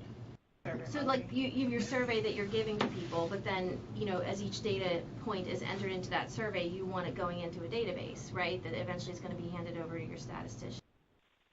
So my only point is, as a novice outside looking in, you know what I mean? Like you make this survey, and then you have to make a database that I would give to Richard, whoever's going to help me. So there's, that step of survey to database, and then usually the first thing Richard or his equivalent would ask me, like, okay, great, thanks for the nice, Excel spreadsheet. Excel spreadsheet. Where's your data dictionary?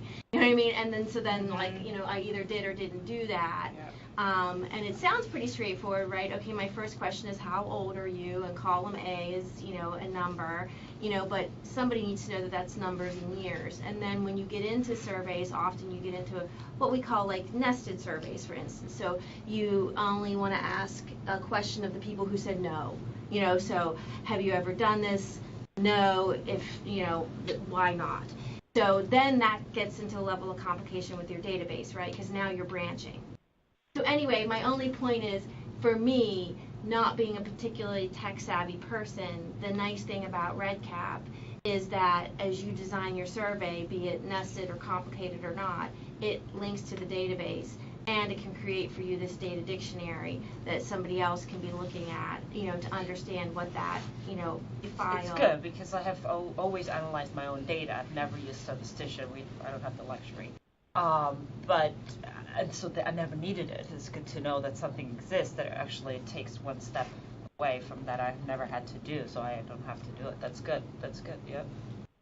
Moving forward, data that you have only analyzed yourself is easy, as opposed to somebody who would do it entirely, who has no idea what the data are about. So totally It's very understand. nice because you have to specify Yeah. what those variables are, and it's flexible. Yeah. And it's integer, Yeah. continuous, Yeah.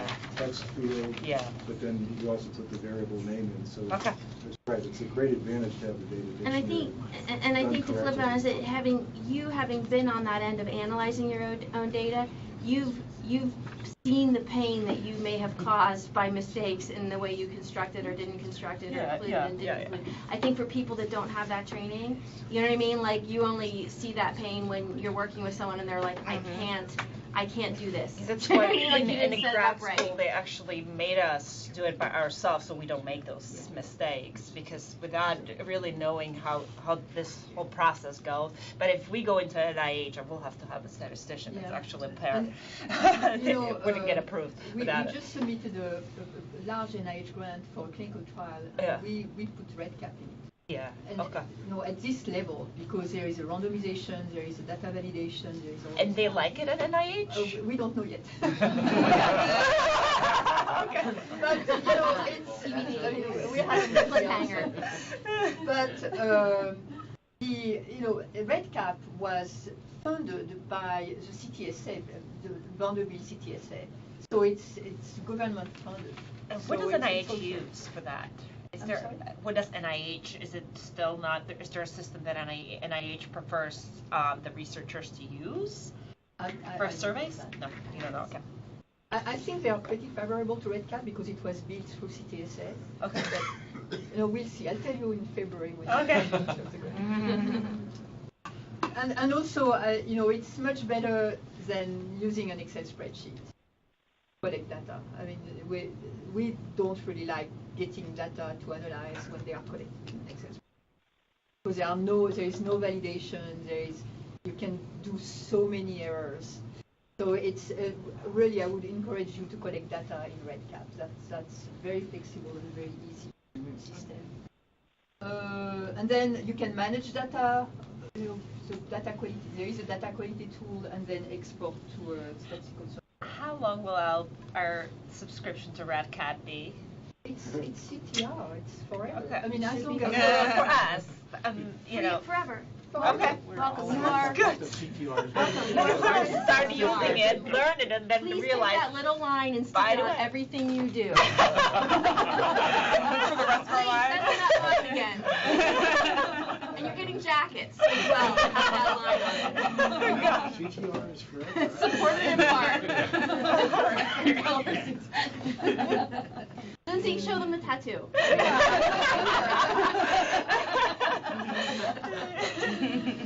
So this is just a little scheme to illustrate the security of REDCap. So first, when you get to the system REDCap, you need to register. You receive an ID. You have to take a test. Actually, I mean, there is a little training, an online training, which is very. I mean, it's easy. And then you take a test after the online training, and you are registered only if you pass a test. So you get a REDCap ID. If you don't have your REDCap ID, you cannot do anything. If you have your REDCap ID, then you can assign yourself or someone else as a creator, and you can create all kind of projects. You may not be the creator, but you are a project member, and so the investigator can assign to this member, the permission of read only, so look at the data, but not modifying anything, or editing, so you can edit, that's another permission, or even deleting, another permission. So it's very well, structured so that you can assign permissions to your team members. And I wanted to, do we have time? Can I do a little demo, Heather? Or? Yeah, I think so. I don't think I can. Yeah, you're good. Why do I have these red things? Oh, that's here? my doing. Yeah. I want to do that. That's my My pointer. yeah, my pointer. I think I will have to copy it into the web. I think I can.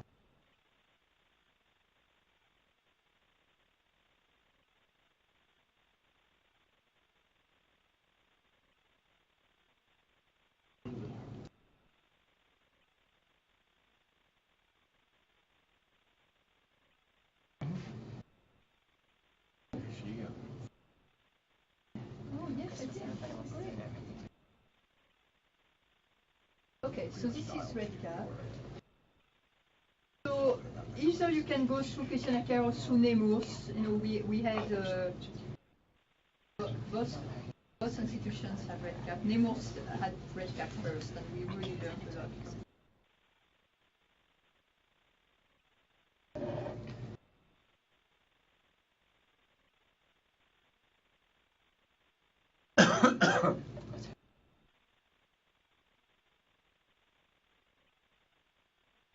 While she's logging in to show some of the flexibility of RedCap, a colleague and I were just recently asked to look at a RedCap project that we've been given access to and to summarize the results.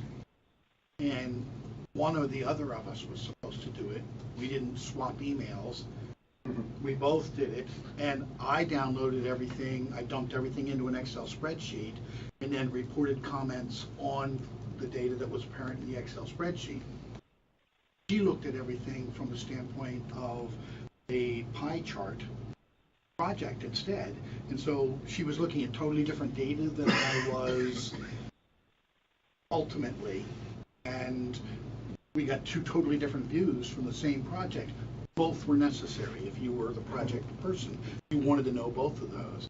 When we sent them on, at least it had that value of having ways just of looking at it. So you really have a lot of control over how it presents itself and what you can and can't access and do with it later.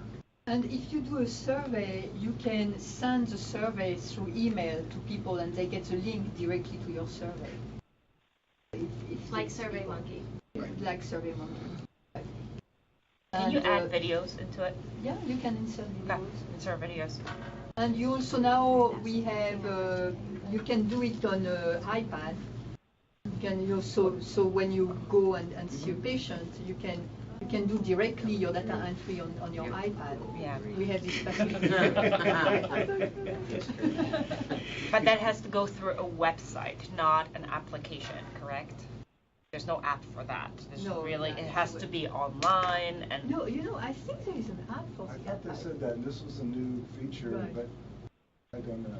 Where's the university from? Or where's that? Oh, Tennessee. Vanderbilt, it's Tennessee. Tennessee? It's national. I'm not Sorry. local. No, we didn't know that. But, you know, we have Beth Ivy who helped me, who did the slides actually. She's our specialist here. So if you have any questions, you know, we can refer you, or even at Nemours, they are super expert into RedCap.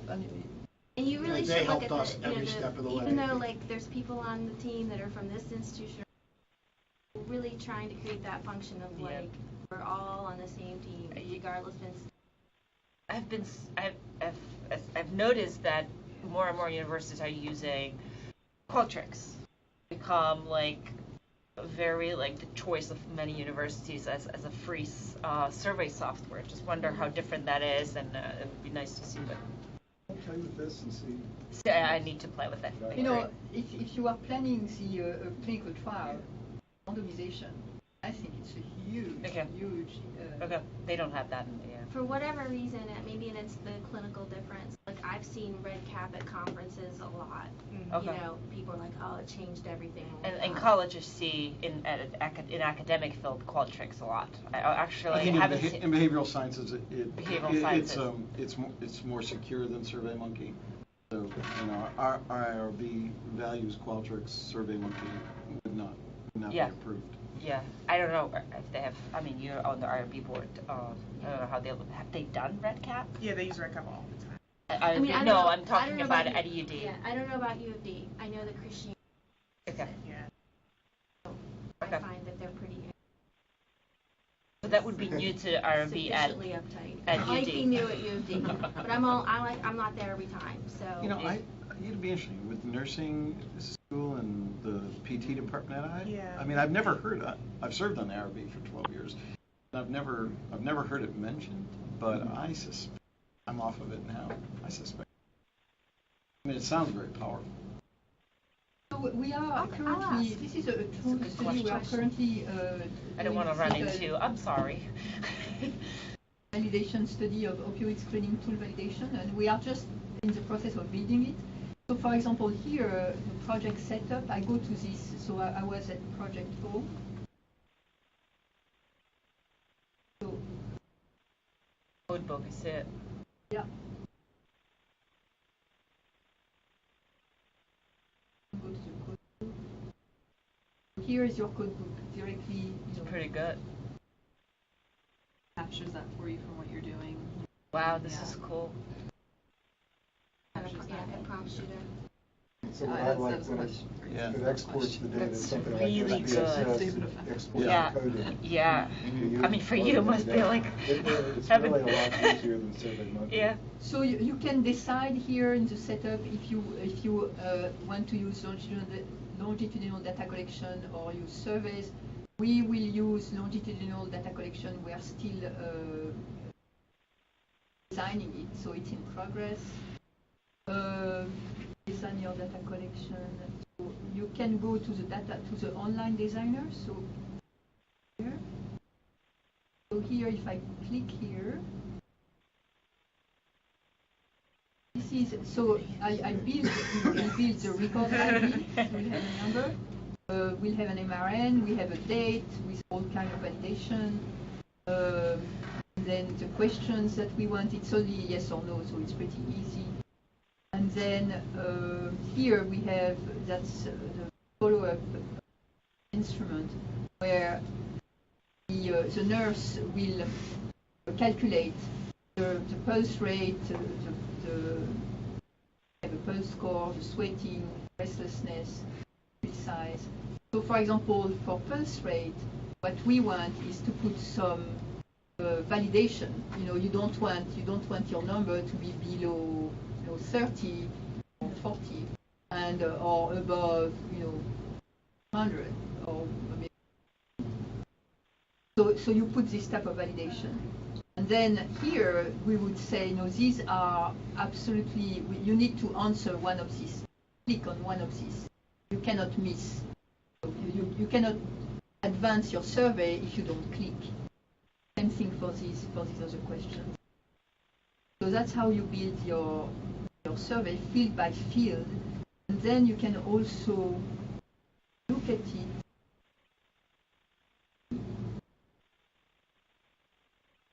And then it will build you a PDF file.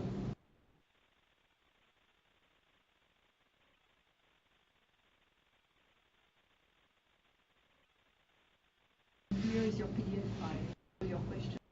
So your questionnaire can either be administered in paper or on paper or Yes. as electronic. Yeah. That's really nice. It's you can enter it directly into the system, or you can do a paper form and then enter So it. that is the problem with Qualtrics. Their paper version is not really nice. It's not like this is really nicely organized.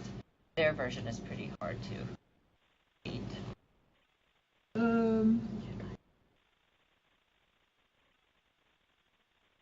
You can.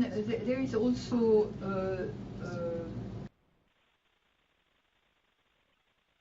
a lot of reports so for example, data quality report. So you can run the number of missing values, field validation errors, outliers, calculate outliers, multiple choice fields with invalid values. So there are really a lot of Options or a lot of features, yeah. Features that are really nice. You know if you can fill it out on a mobile technology? Is there? We just said that I think you can do on an iPad. I don't know whether you can do it on a phone, but iPad, it's you can do it on an iPad. Yeah, they talked about having an app, but There is an app. Yeah, we They just. had Yeah, there is It an is app. an app. Okay, Yeah. good. Yeah. That is really nice. Yeah. So you don't have to be online, actually? Do you have to be online for that? That's a question, right? Because sometimes when you're in the field and you can, like if you have an iPad and you can go online. Free wireless. Yeah. Meet it there or something. That has been our issue with surveying on an iPad. So here you go step by step. So first, main project settings, use longitudinal your survey, and when you are done, it highlights this, I'm done. Then design the data collection instrument. Finished, enable optional modules and customization. We just put auto numbering for records, and it's done. Project bookmarks. But user rights and permissions, it's done. And so, for example, here I go to this. There are 3 of us who have users. Fine for things.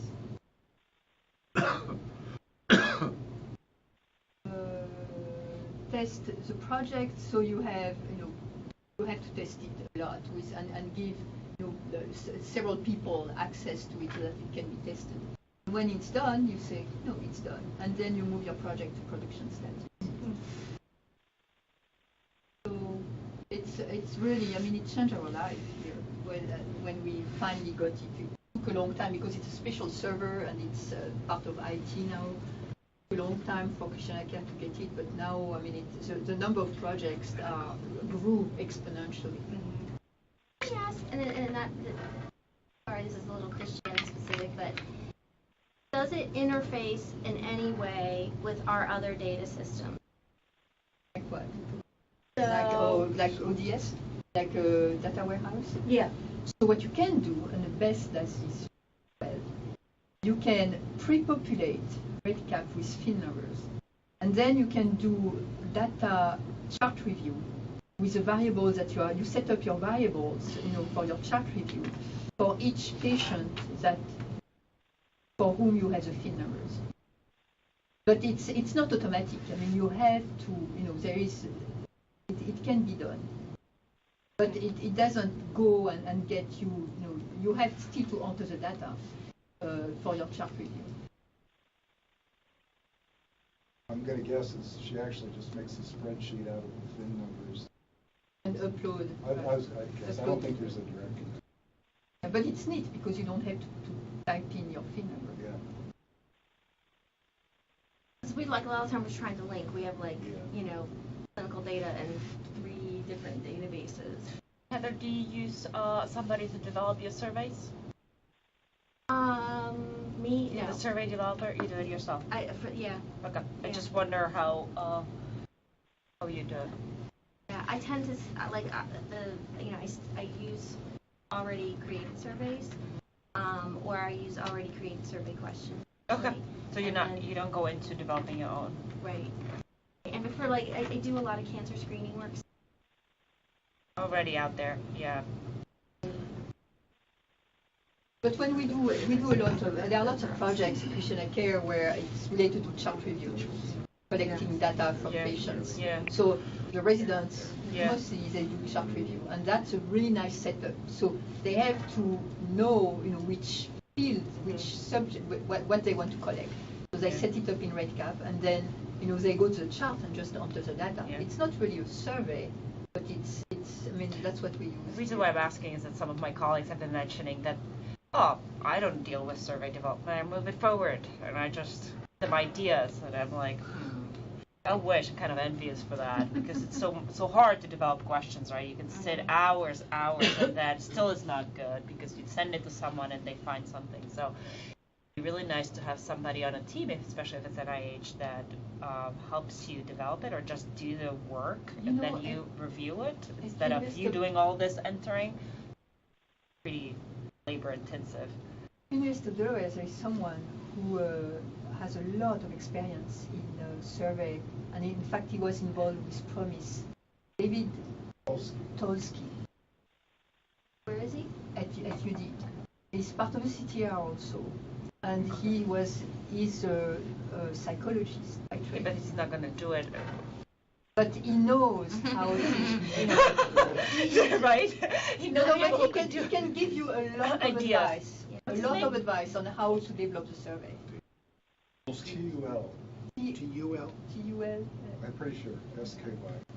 Oh, and I wonder if, I mean, frankly, like, there a long time ago, there was someone here who had a little bit of expertise, but I wonder if that's why, in a way, I wonder that's why I am the way I am. I don't do de novo surveys because I've never had somebody that, you know what I mean? is For particularly somebody who's interested in- starting, like, I have quite a bit of experience, but somebody who's starting, like yourself, that's going to take forever for you to develop the questions. Funny, because I've done a couple survey, like, you know, you don't know what you don't know, so I've done a couple survey projects already. We do surveys all the time without having any knowledge of any of this stuff. And one that I've submitted to publication, so maybe they'll say, like, what the hell? But You just made this up? But there's nobody from Red Cap that, like, is, no, okay. Not Just for the asking. country. Okay, so I thought, do you want a break or something, or already 11? What Gonna have do to we go. do? Did you find Okay. Did you find something? But I'm sending out David Tolsky's email Oh, address. Oh, sure. Thank you. Really quick. I'm sure he's nice. he is very nice. He came to give us a talk here. He is very nice. And it's not ACECR. By the way. Welcome to the team. Raise your hand if you want to take 5 minutes. Otherwise, we'll keep going through. Right. Okay. All right. So I think that's the last thing I wanted to talk about, that sampling. And we've already talked about it a lot, in fact. So I'll go fast. So what Rick explains that when you do statistics, you start with an idea and you want to generalize it to the whole population. So the problem is you cannot measure the whole population. You cannot measure what you want to measure in the whole population. So you have to do sampling. So first, when you start your research, you have to define your target population. So for example, that would be all the parents who have teenagers in the United States. That's your target population. That would be the target population for the lab project. And then you have to go to your accessible population. So that would be, all the parents with teenagers in Newcastle County or in Delaware in general, in Delaware. So that's your accessible population. And then from this accessible population, so that has been defined, geographically and sometimes with a time estimate, you draw your sample. Your sample is a subset of the population. So you have an intended study sample. That's you do your sample size, and you want to you hope to have a certain number of people who are representative of the population, and then you get your actual study sample of people who enrolled into your study. So that's kind of a scheme of how you choose your study subject. So you for the truth in the universe, you define your target population, and the criteria here is that the target population needs to be well suited to the research question. In the second step, you define your accessible population, so that's where you specify temporal and geographical characteristics, and it needs to be representative of your target population. And then step 3 is your intended sample, and that needs to be representative of your accessible population, and that is the truth in the study. And the truth in the study, what you find here, needs to be generalizable to the universe. Krishna and I have talked about that, because for us, there's a lot of subjectivity to that. So we're looking for parents' attitudes about larks. Well, if we choose parents that go to a conservative church, that may be representative of a certain population, but then that we have sort of this preconceived notion that that's going to be, those responses will be skewed in one direction. We have a challenge to really find different populations that will be representative of the entire state without us subjectively choosing certain populations. No, yeah, I mean, I think it's going to be a challenge, that's for sure. But so you don't want to limit your sample to the conservative church. You want to have, you know where to find the people, but you also don't want to limit your sample to the people you think will be the most amenable to our right. I mean, you really want to have a whole variety of people, and that's how the people from the community in your focus groups. Well, even where we go for our focus groups. Right. I mean, that for focus group is a little different because you want to. You want to right. Open-ended. So it will be Do you keep track of that? Do you record political views or religion or anything else, and then that way you can kind of look at that as a whole and see if that matches your. I mean, I think we're gonna have to look at least religion. I hadn't really thought about political views, but yeah, that would make sense to look at both our surveys and our focus groups. We're gonna do the focus groups first, and we're hoping that our community partners will let us know how we can get estimated 100 surveys, which is gonna be the broader state of Delaware. So will you consider your sample population as the couple, or will you have mothers and fathers separate, or how do you see it? It would be an individual parent / guardian, so it might be a mother, a father, but not the parents of one particular teen, but whoever comes. So for each teen, will you interview the two parents? We're not recruiting teens, we're recruiting parents. Right. So, but the two parents, you will no, for each, no? Just an individual person who happens to be a parent of a teen. So then we're not going to go say, can you talk to the dad of that? So it might be. Are you concerned you might get a difference between mothers and fathers? Yeah. I'm concerned we may get no fathers. Okay. You would just do women? But we're just recruiting female everybody, but I don't know how many dads want to participate in the birth control focus group and or survey. But you can skew the data. Yeah, we'll do. And we might say we only got 1% fathers, so this is. So why would you Delaware moms. not go for just the moms? Yeah, that's just what to I make think. it Just cleaner say, of a study, because then you have just one. Because I feel like they exclude men all the time, and if men want to be involved and have a say, I think that's wonderful. If they're in a role as a single parent. Policy and having really good, clean data. But I wonder if the parent who shows up is going to be the more decision-making, influential parent. I mean, usually the women are the health-making person anyway, and we were talking about contraception for a daughter. But at the same time, boys can get people pregnant as well, and so that's why we're not saying parents of girls, we're saying parents in general, because boys, both fathers and sons, have a role in teenage pregnancy as well. I think they're often excluded. One thing is to collect data that are clean and collect data on the sample or on the population that is represented. So, for example, in our case, we really want our instructional strategy to work for the entire population, even those with physical disabilities. But because the physical disabilities would add so much variability into our sample, we just have to exclude them for now. And potentially we'll add them on, but we're just going to have those with intellectual disabilities because it's going to give us cleaner data, and we're going to exclude everybody with autism, that has a potential to skew our data. I think you might need to do something similar to just make the data cleaner for just now because nobody has done it. I really don't want to exclude dads. No, but and you don't know if you don't ask, right? So if we exclude them from the beginning. And then people are like, well, why didn't you have that? Break it out. Always have break it out. Like excluding black people because they're not enough.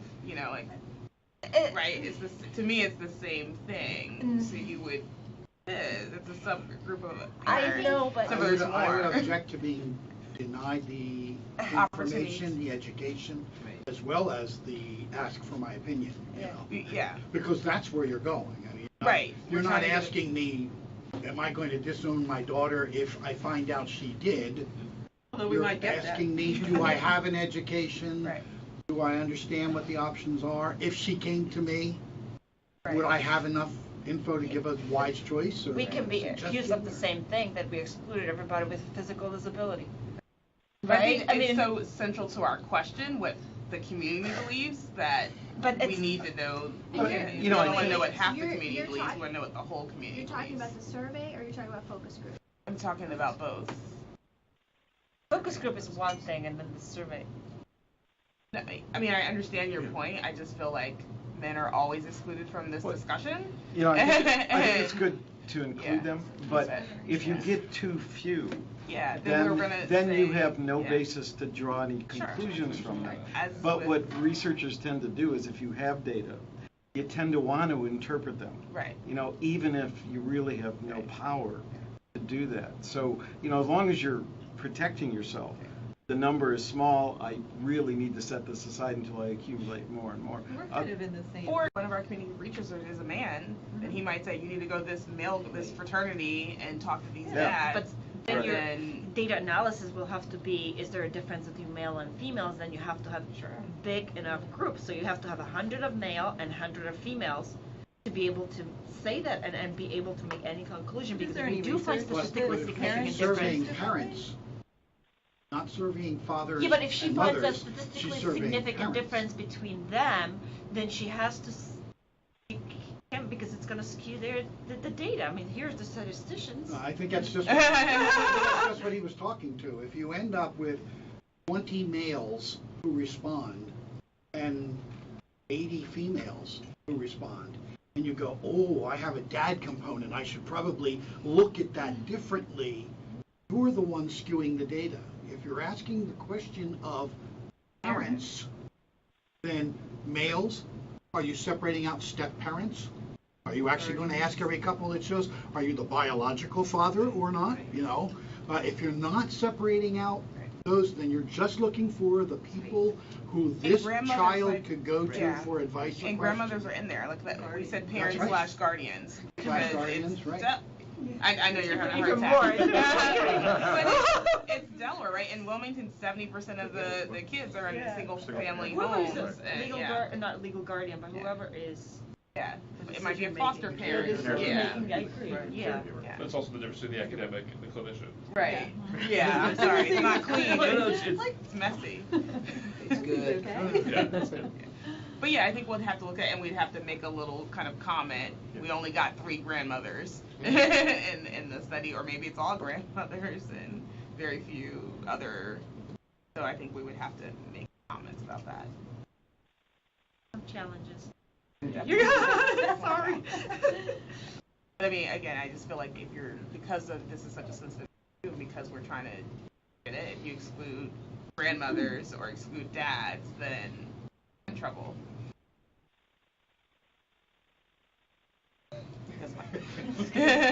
See what you caused. I know, exactly. It's a challenge, right? And Right. in any way, you're taking a step into the unknown. Right. So we could come up with 5 hypothetical variables that would really matter. That if you wanted to do, you know what I mean? Like if you wanted to do the cleanest analysis, you should either do A or B. You know, and frankly, a lot of times, you know, I'm thinking in clinical medicine, you know what I mean? Like it's one of our biggest Achilles, you know, heel, that we do these big studies and randomized controlled trials, and they work, and then we take them out to the real population, and they don't. And everyone knows that at some level, it's because we've missed some key nuances in terms of subgroups. Do you know what I mean? That like it doesn't, you know what I mean? Like it worked, but it really only worked in some people and not others, and we didn't know who those subgroups were. And I love the idea of diversifying your sample, but you've got to have a large data set. You're going to have 300 people or 200 and some, so you can then make you break it down. That's the problem. This makes me see like community engaged research. I mean, Krishna, I think in particular is really engaging the community and could have community backlash, you know, if she engages the community in a way that, you know, is threatening or, you know, that they don't respond to. And I mean, that's what's I think interesting about this. And we already got and feedback, like we wanted to do mostly Newcastle County, and then, because we're in Newcastle County, and then the Sussex people were like, what about Sussex? What about Sussex? So the community is telling us we have to include Sussex, so that wasn't part of what we wanted to do, but now, you know, because it's community first and not just what we want to do, then we have to include them in some way, which makes it challenging too, right? Because the Latinas in Sussex are different from the Latinas in Wilmington, and then how does that affect everything? But in order to get a truly representative sample, we need to look at things like city versus suburban versus rural versus. 500 people? Well, no, let me tell you that all those, knowing that all those things matter, you're not going to get a truly representative. Not at this scale. It's not feasible. So while you obviously have to balance the cultural and community needs of being inclusive and not stepping on toes, you should also think, like, if you have a good reason to think that there's a group that's going to be different, you got to hedge your bets. So fine, let the fathers that show up, participate and don't offend them. Let them complete the survey. But you better make sure that you also thinking, like, I'm going to, if I'm looking for 100 people, then you better let those 5 guys be the 105. Do you know what I mean? Because otherwise, you're going to end up with such a hodgepodge that you're not going to be able to say diddly poop about anything. Do you know what I mean? For example, we had... And it's not fair to say, and to be honest, like, and people don't understand this, and maybe there's a way to explain this, it's not fair to, if you do get 5 fathers coming, it's equally unfair to make conclusions about fathers' attitudes on Lark based on the 5 men who kind of like said, hey, no, include me. There's a lot of reasons to think that they're not representative of fathers. We had the same data when we were assessing middle school age children on their perceptions of disabilities, and we would include children with disabilities on the survey because we didn't want to exclude them to begin with. First, you would pinpoint that one has a disability, so you're going to be sitting there and doing puzzles instead of taking a survey, so it kind of brings that up. And it's the same thing. Did we use the data? No, we flagged them, and those data were outliers. They were on the side, and we would never analyze them. It's just you have to have enough women, I think, in the samples. There's going to be a lot of men for you to make basically kind of comparisons. I don't want to assume that. I'm going to assume that dads are going to crusade just like women. I'm going to go for dads care about their daughters. To build on what Heather said, it sounds like your presumption, I don't know what your design is, but it sounds like your presumption is that men might offer some valuable insights, but respond differently than women. And if you have my assumption is not necessarily they're going to respond differently than women. I think there's a potential for that, right? There's a potential. Because their I don't think that it's because there's no data out there. I know nobody's surveyed that. But they could add variance. Yeah. And I don't know what your design is, but if they add variance, then it makes it more difficult to find significance, right? And if they're a small number, but they're adding variance that, it's another variable that you don't have enough to actually assess the impact of that variable, but they're now making the data look messy. So as long as you know that, then, and you have the power to, the ability to collect it, I'd say, collect it, but just be aware that you might be actually finding more trouble, having more trouble to find, a significant effect. I have a question. Do we know that men respond differently in this situation? Do we have to know that before we determine if we exclude them or not? Because that's actually my research question. And if you do we know this? And if so, and if you pay people, they need $10 as much as a woman needs $10 to fill out a 5-minute survey. So if we're at a Boys and Girls Club meeting or something like that, and we're like, hey, you can get $10, can you fill out this thing? And you get the first 100 people that are in this PTA meeting that or whatever, where there might be an equal amount of men or women, then I don't think you know that. But if your question is but if you want to more realistically, Wait, time out. We can't. Sorry, I didn't mean to cause I was just going to say, to her Jane point, started it. Sorry, I really can't do 2 conversations. Look, I'll give you your moment. Go ahead. To her point, if you really want to know that, do men respond differently than women? I think that's a great question. But then you have to have enough representatives of each of those subpopulations to be able to make that comparison. If you're really weighted on one population, one subpopulation, and too few of the other, then you're tempted to make that comparison, but you really don't have the power to do it. Yeah. So I think that's a great question, but you don't want to have just 5 men. But can we have a goal just and to then enroll 100 50 women and say, I'm going to make the comparison. Now, it would be, I mean, you could find a difference that's really spurious, that's not representative of the population. And I think Can that we do just know- enroll 50 guys and 50 male parent or guardians and 50 female parent and guardians? Like, wouldn't that? Yeah, that would make it That would study. make it Yeah. And then your Yeah, second there you research go. question is Sure. the difference between the perceptions between male and female. So you would have to have 100 and 100 if the numbers that we were stating there were correct, right? Am I correct? Yeah, but then your question is a little different. Yes. If you want to say, is there a difference between men and women, then you have to do comparison, hypothesis testing, and it's a different sample It's size. a different sample size, and also the idea is, what is it gonna accomplish?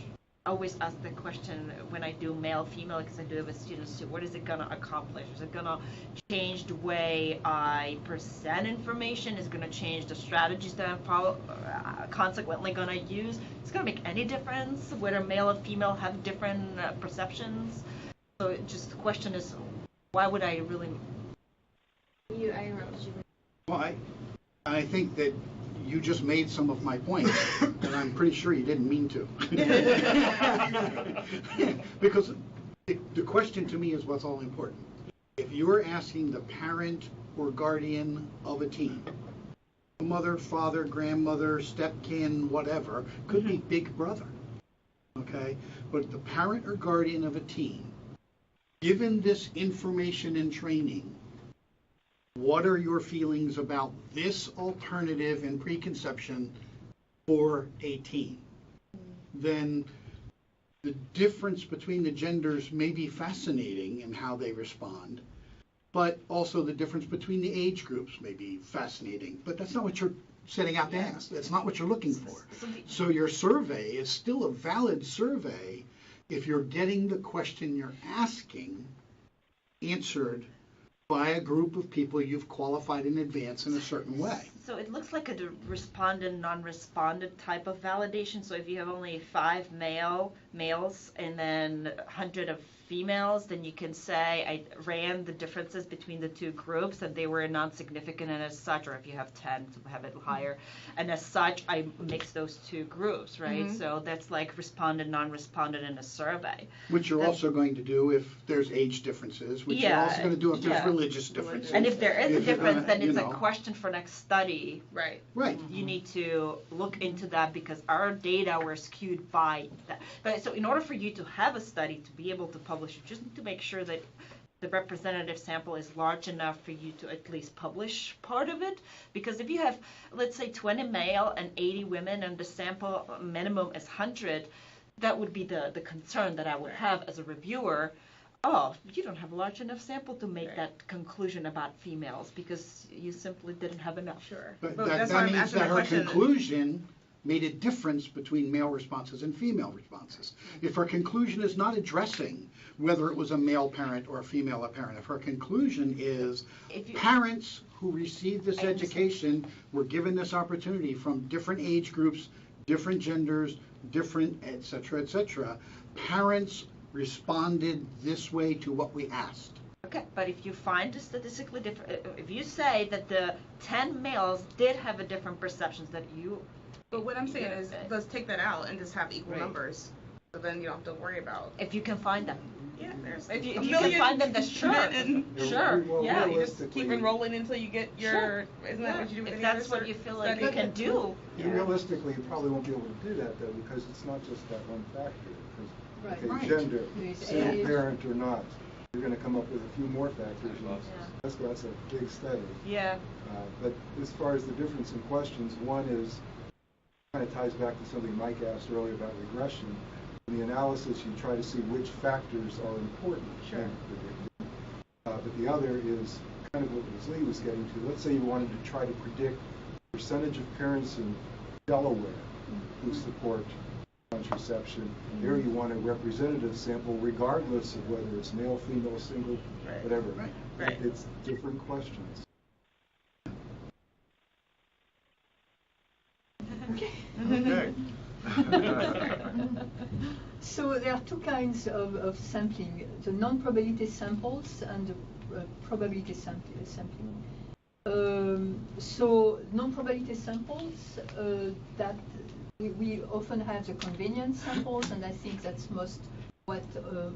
what most of you are going to do. Meaning getting people who either trying to pay them for the time, or enrolling people at events or community events, and that's a convenience sample. Or another type of non-probability sampling is a consecutive sample, and it's probably a little better because it minimizes voluntarism and other selection bias. And so what you want to do is selecting subjects who meet entry criteria, and that's something we do a lot here in the hospital, where in a clinical setting, where you say, I want to study all children, teenagers who have asthma, in the world. And then, so you limit your sample to teenagers with asthma in Delaware, and then your sampling, you will have all consecutive teenagers with asthma who come to my clinic in Delaware, in my clinic here in Wilmington. So you don't choose. The importance there is to not choose a subject. If you say we take all consecutive patients, then you have in this setting, then you have a way of diminishing, of decreasing the bias, the bias in selecting your selection bias.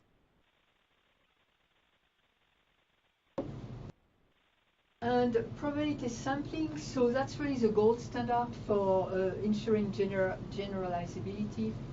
It's a random process to guarantee that each subject has a pre-specified and equal chance of being included in the sample. And there are many types of random sampling. So simple random sample. So that's the simplest one. So you list all the patients, or the people in your population, and then you select a subset at random, and you can use a table of random numbers. And I have some copies of the table. So most of you have seen that.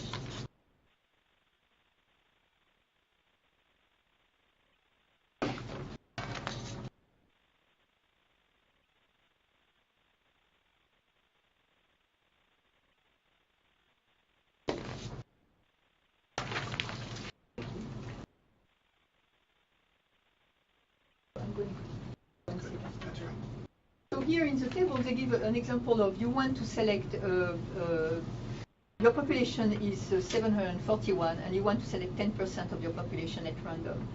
So what you do, you decide in advance that you'll select your population, you'll go vertically down to each column, and you'll just use the first 3 digits of each number, and you'll only include people who have a number between 0 and 74. Oh, sorry, that fall in the range of 1 to 72. And then you need to pick a starting point. Didn't get that. No. You just. But like, how does that translate? So are these numbers representing people? Yes. Okay. Okay.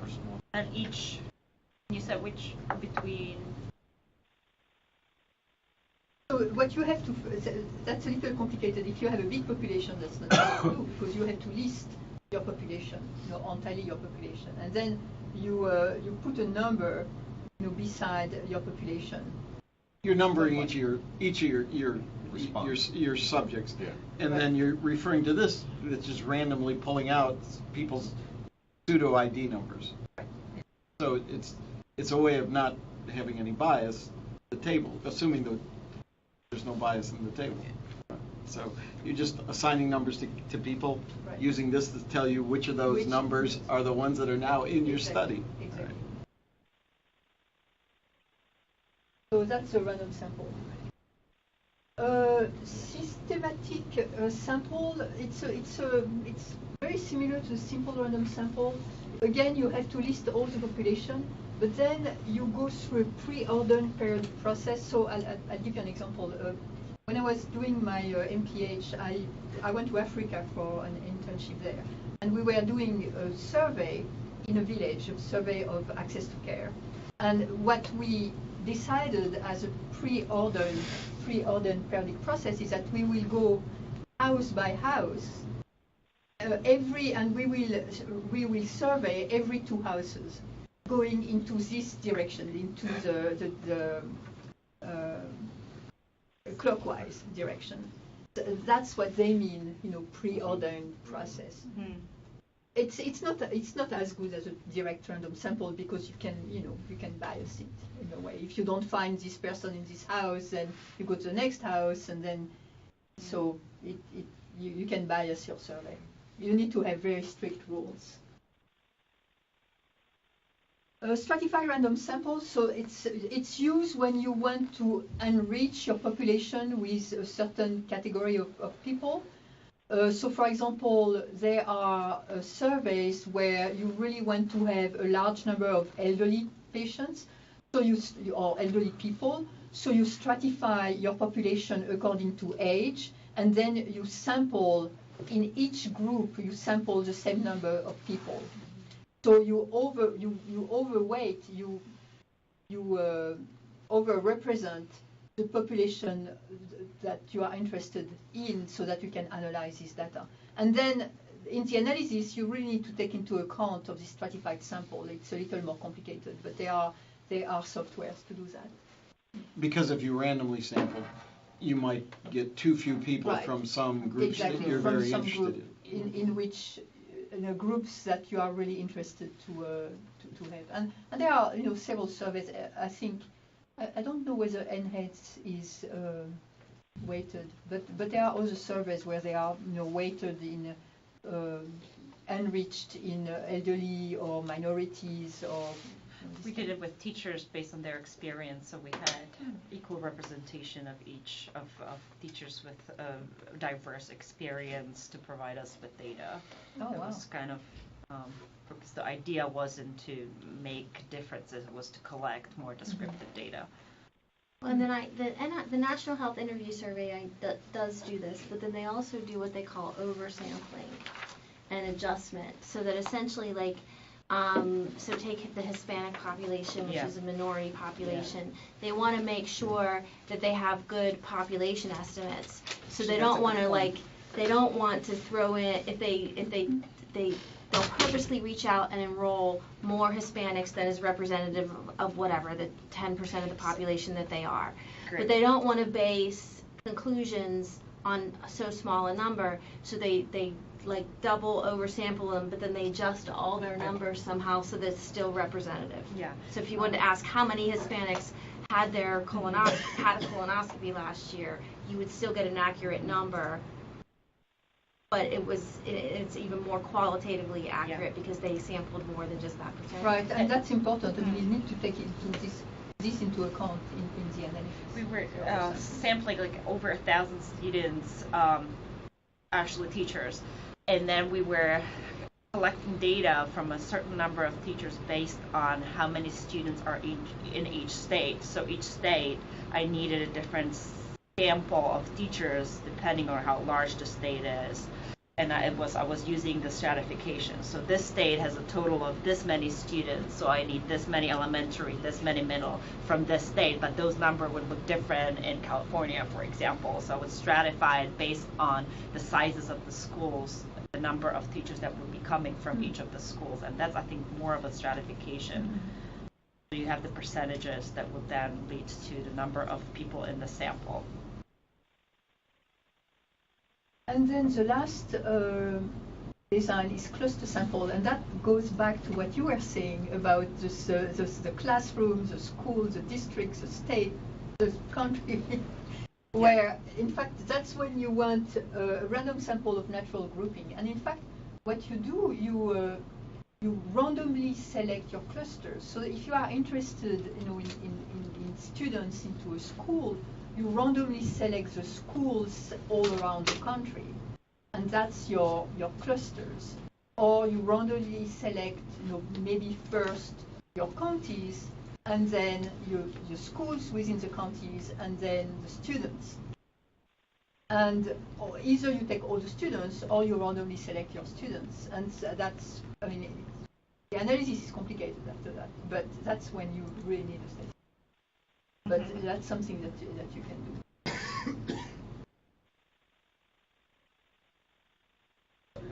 Is it called cluster sample? Yeah. When you sample, randomly select students from a already predefined group? No, I mean, you have to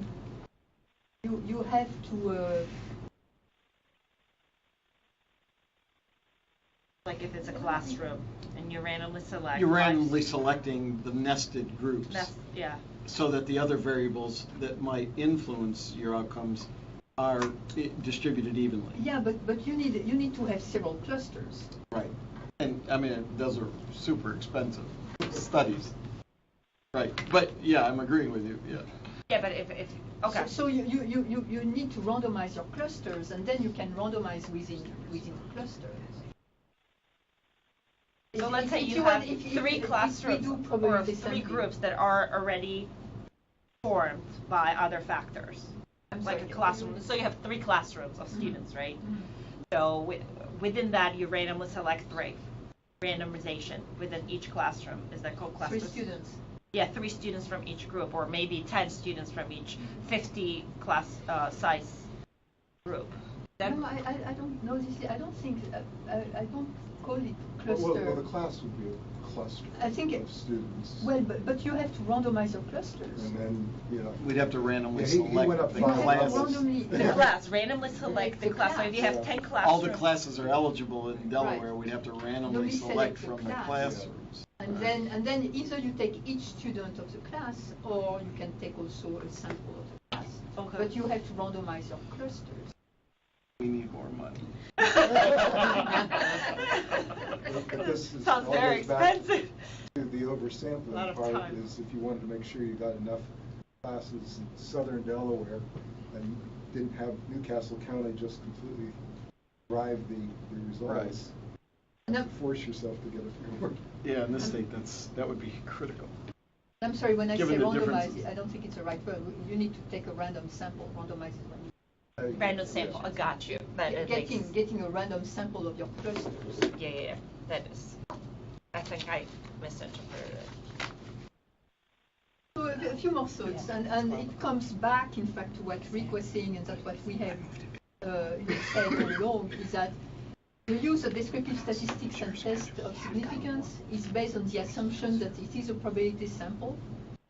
But a random sample of the targeted population is rarely possible, and convenient sample is frequently used, and it goes exactly back to your problem. Is it representative of the target population? And it's really the basic problem of all of us. Can we generalize? That's what I think. That is all. Yeah. If we want to have more discussion of projects. Or we can, you wanted to do hypothesis testing? No, I really don't. I'll have something basic, and then she'll go 2 levels beyond that. I'd like to discuss just about sampling size and, maybe. What what's next? I mean, there's 5 slides, one per project, and it's not content, it's actually just to put something up there if you want to go through the projects. I mean, do you want to spend some time going through the projects? Yeah. Or do you want to? Skip to number 5. Start with whoever, I'll start. We can start with since you're interested. Because sometimes we don't get through everybody in 30 minutes. Earlier, I guess part of it was people didn't know each other's projects necessarily. These are. Hey, target N, that was my question. Yeah, there you go. It's not a coincidence. So learning what we learned today, I think, our sample is probably, it's a non-probability sample. At first we were thinking it was more of a convenience sample, but we might be able to do something like sample by basically picking a start point and then, as patients enroll in home care, targeting them as they enroll on a rolling basis. A little better than just our convenience sample of certain, Yeah, I think when I read your project, Lindsay, the one thing that worried me was the choice by the VNA nurses. Because you don't want them to choose, really, and I think that's probably where the consecutive sample would come. So I think we can take that out and change that. That's discussing as we've gone through. We talked about just other ways of sampling, but our question is, how would we're looking, and it's sampling, and it's more sampling to kind of determine, future research questions, but we did want to sample to find out if patients' self-reported health status related to the type of choice they would make in service. So, for example, and these guys have heard this a lot, a patient who was generally well, did not have a high symptom burden, they would typically, when given a choice of different services, we would assume they would want skilled nursing services to help them get better. Whereas a patient with an advanced cancer with a high symptom burden that we would be measuring might be more apt to choose palliative care or hospice as being more fitting with, with what their level of illness is. So in order, and first of all, we're just looking to get some general demographic samples. And to really assess interest. But if we could find a way to power the study to kind of look at that clinical question, does somebody's self-reported health status relate to their actual health status and their choice of hospice, palliative care, or skilled nursing? Would we need to find, how would we find the level of power, and how would we determine the level of surveying?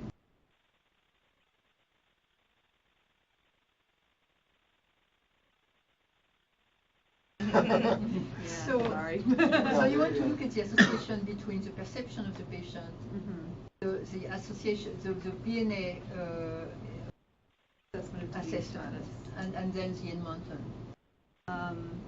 The Edmonton we would be using kind of as the patient self-assessment, because that's the patient. The VNA nurses have a standardized scale that they use that actually looks at illness severity.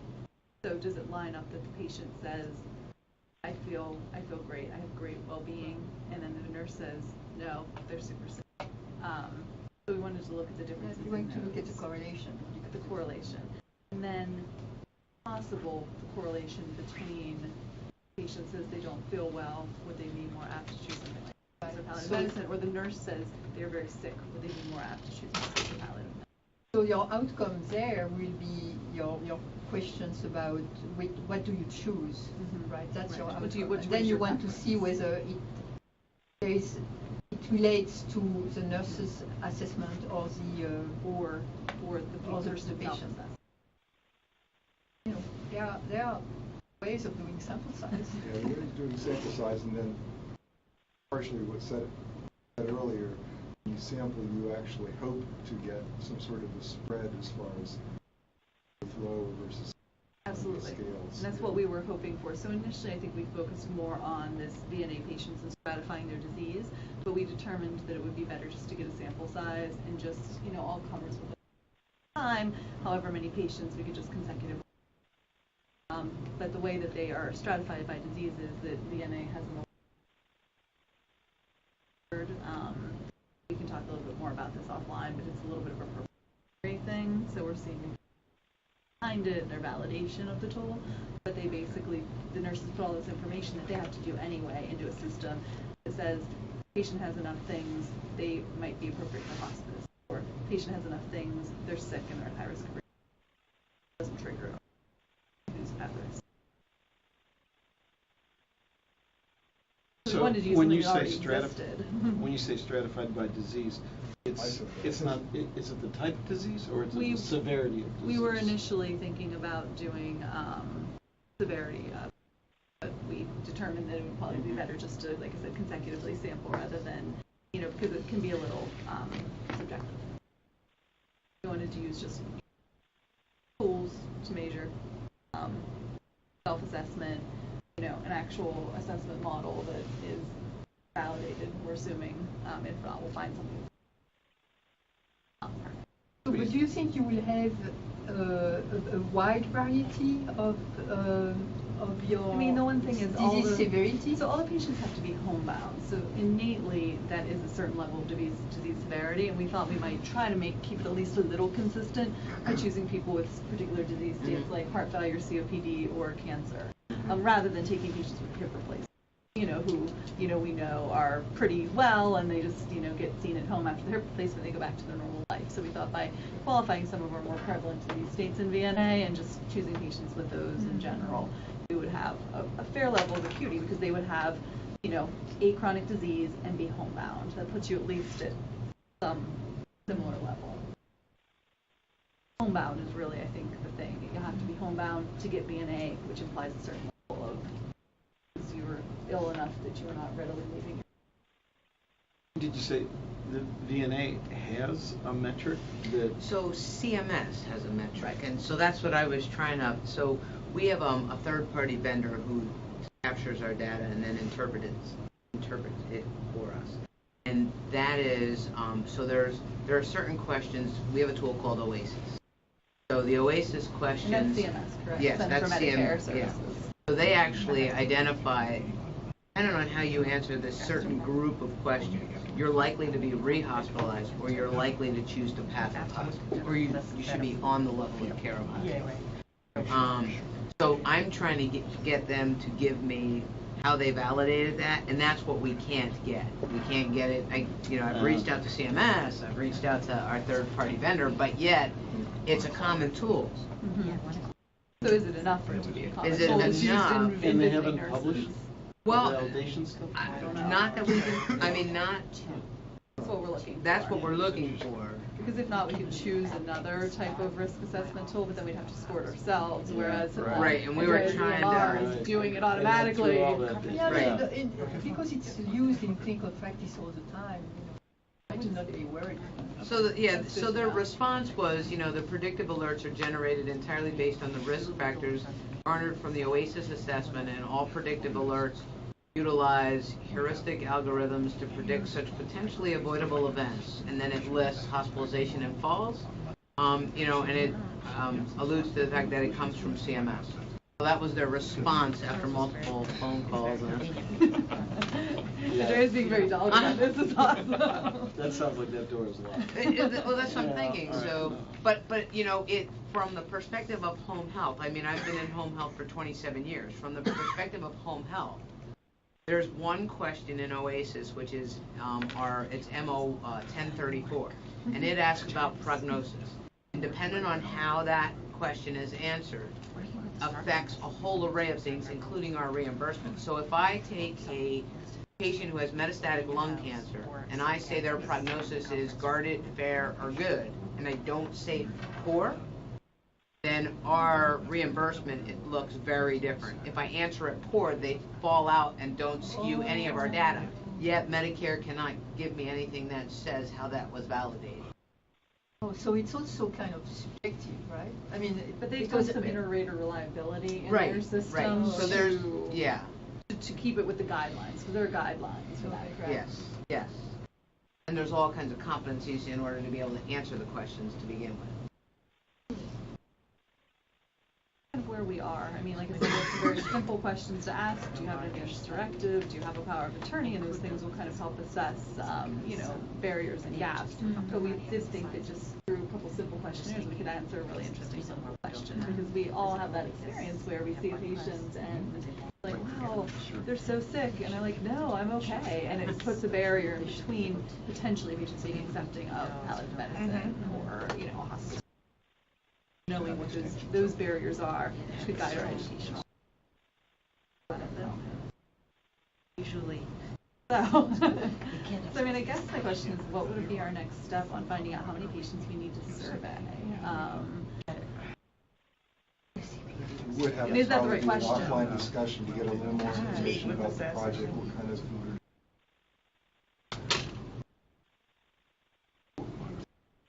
Do you have any rough description of the population that you have as far as different proportions of patients in these, cancers? Right, Andrea has all of that. Yeah, so I can get, I can get that information, those numbers.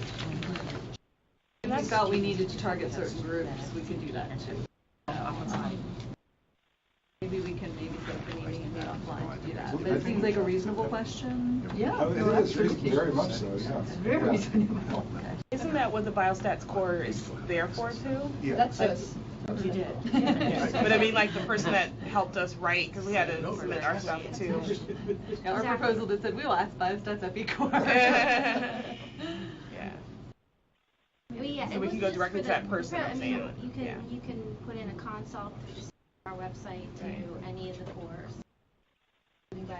That's true. You We know, knew you'd be here today. but here you are. I mean, it's not, we are a group of 5 or 6 people in the Epibaustat core. I mean, Rick and I are part of it. There are people at Nemours, I'm sure you worked with those who are really wonderful statisticians. Yeah. People in South Carolina. And then we all work together. It's really great. It's wonderful.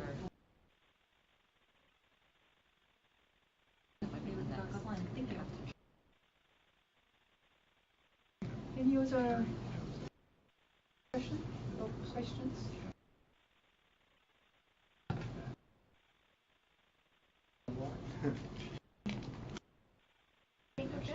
Right? So, I think now we're not going to see each other for a while, right? We're not. So this one, Next year. I will see you guys and it says 2015, but that's not true. I'll see you January 7th, 2016. And I would ask, again, if you haven't already, please just your research question and your specific aims, because I think that will be very helpful to the people who are going to give feedback on study design. If you have questions as well, like if specifically say you feel like I'm good here, I'd rather talk about my next great adventure in research, let me know and I can give our speakers a heads up and they can, give you some advice on, if this is A and you're already thinking about B, that's really what you want to talk about because that'll be pretty interactive. so what's the next session? It's study design. Yes.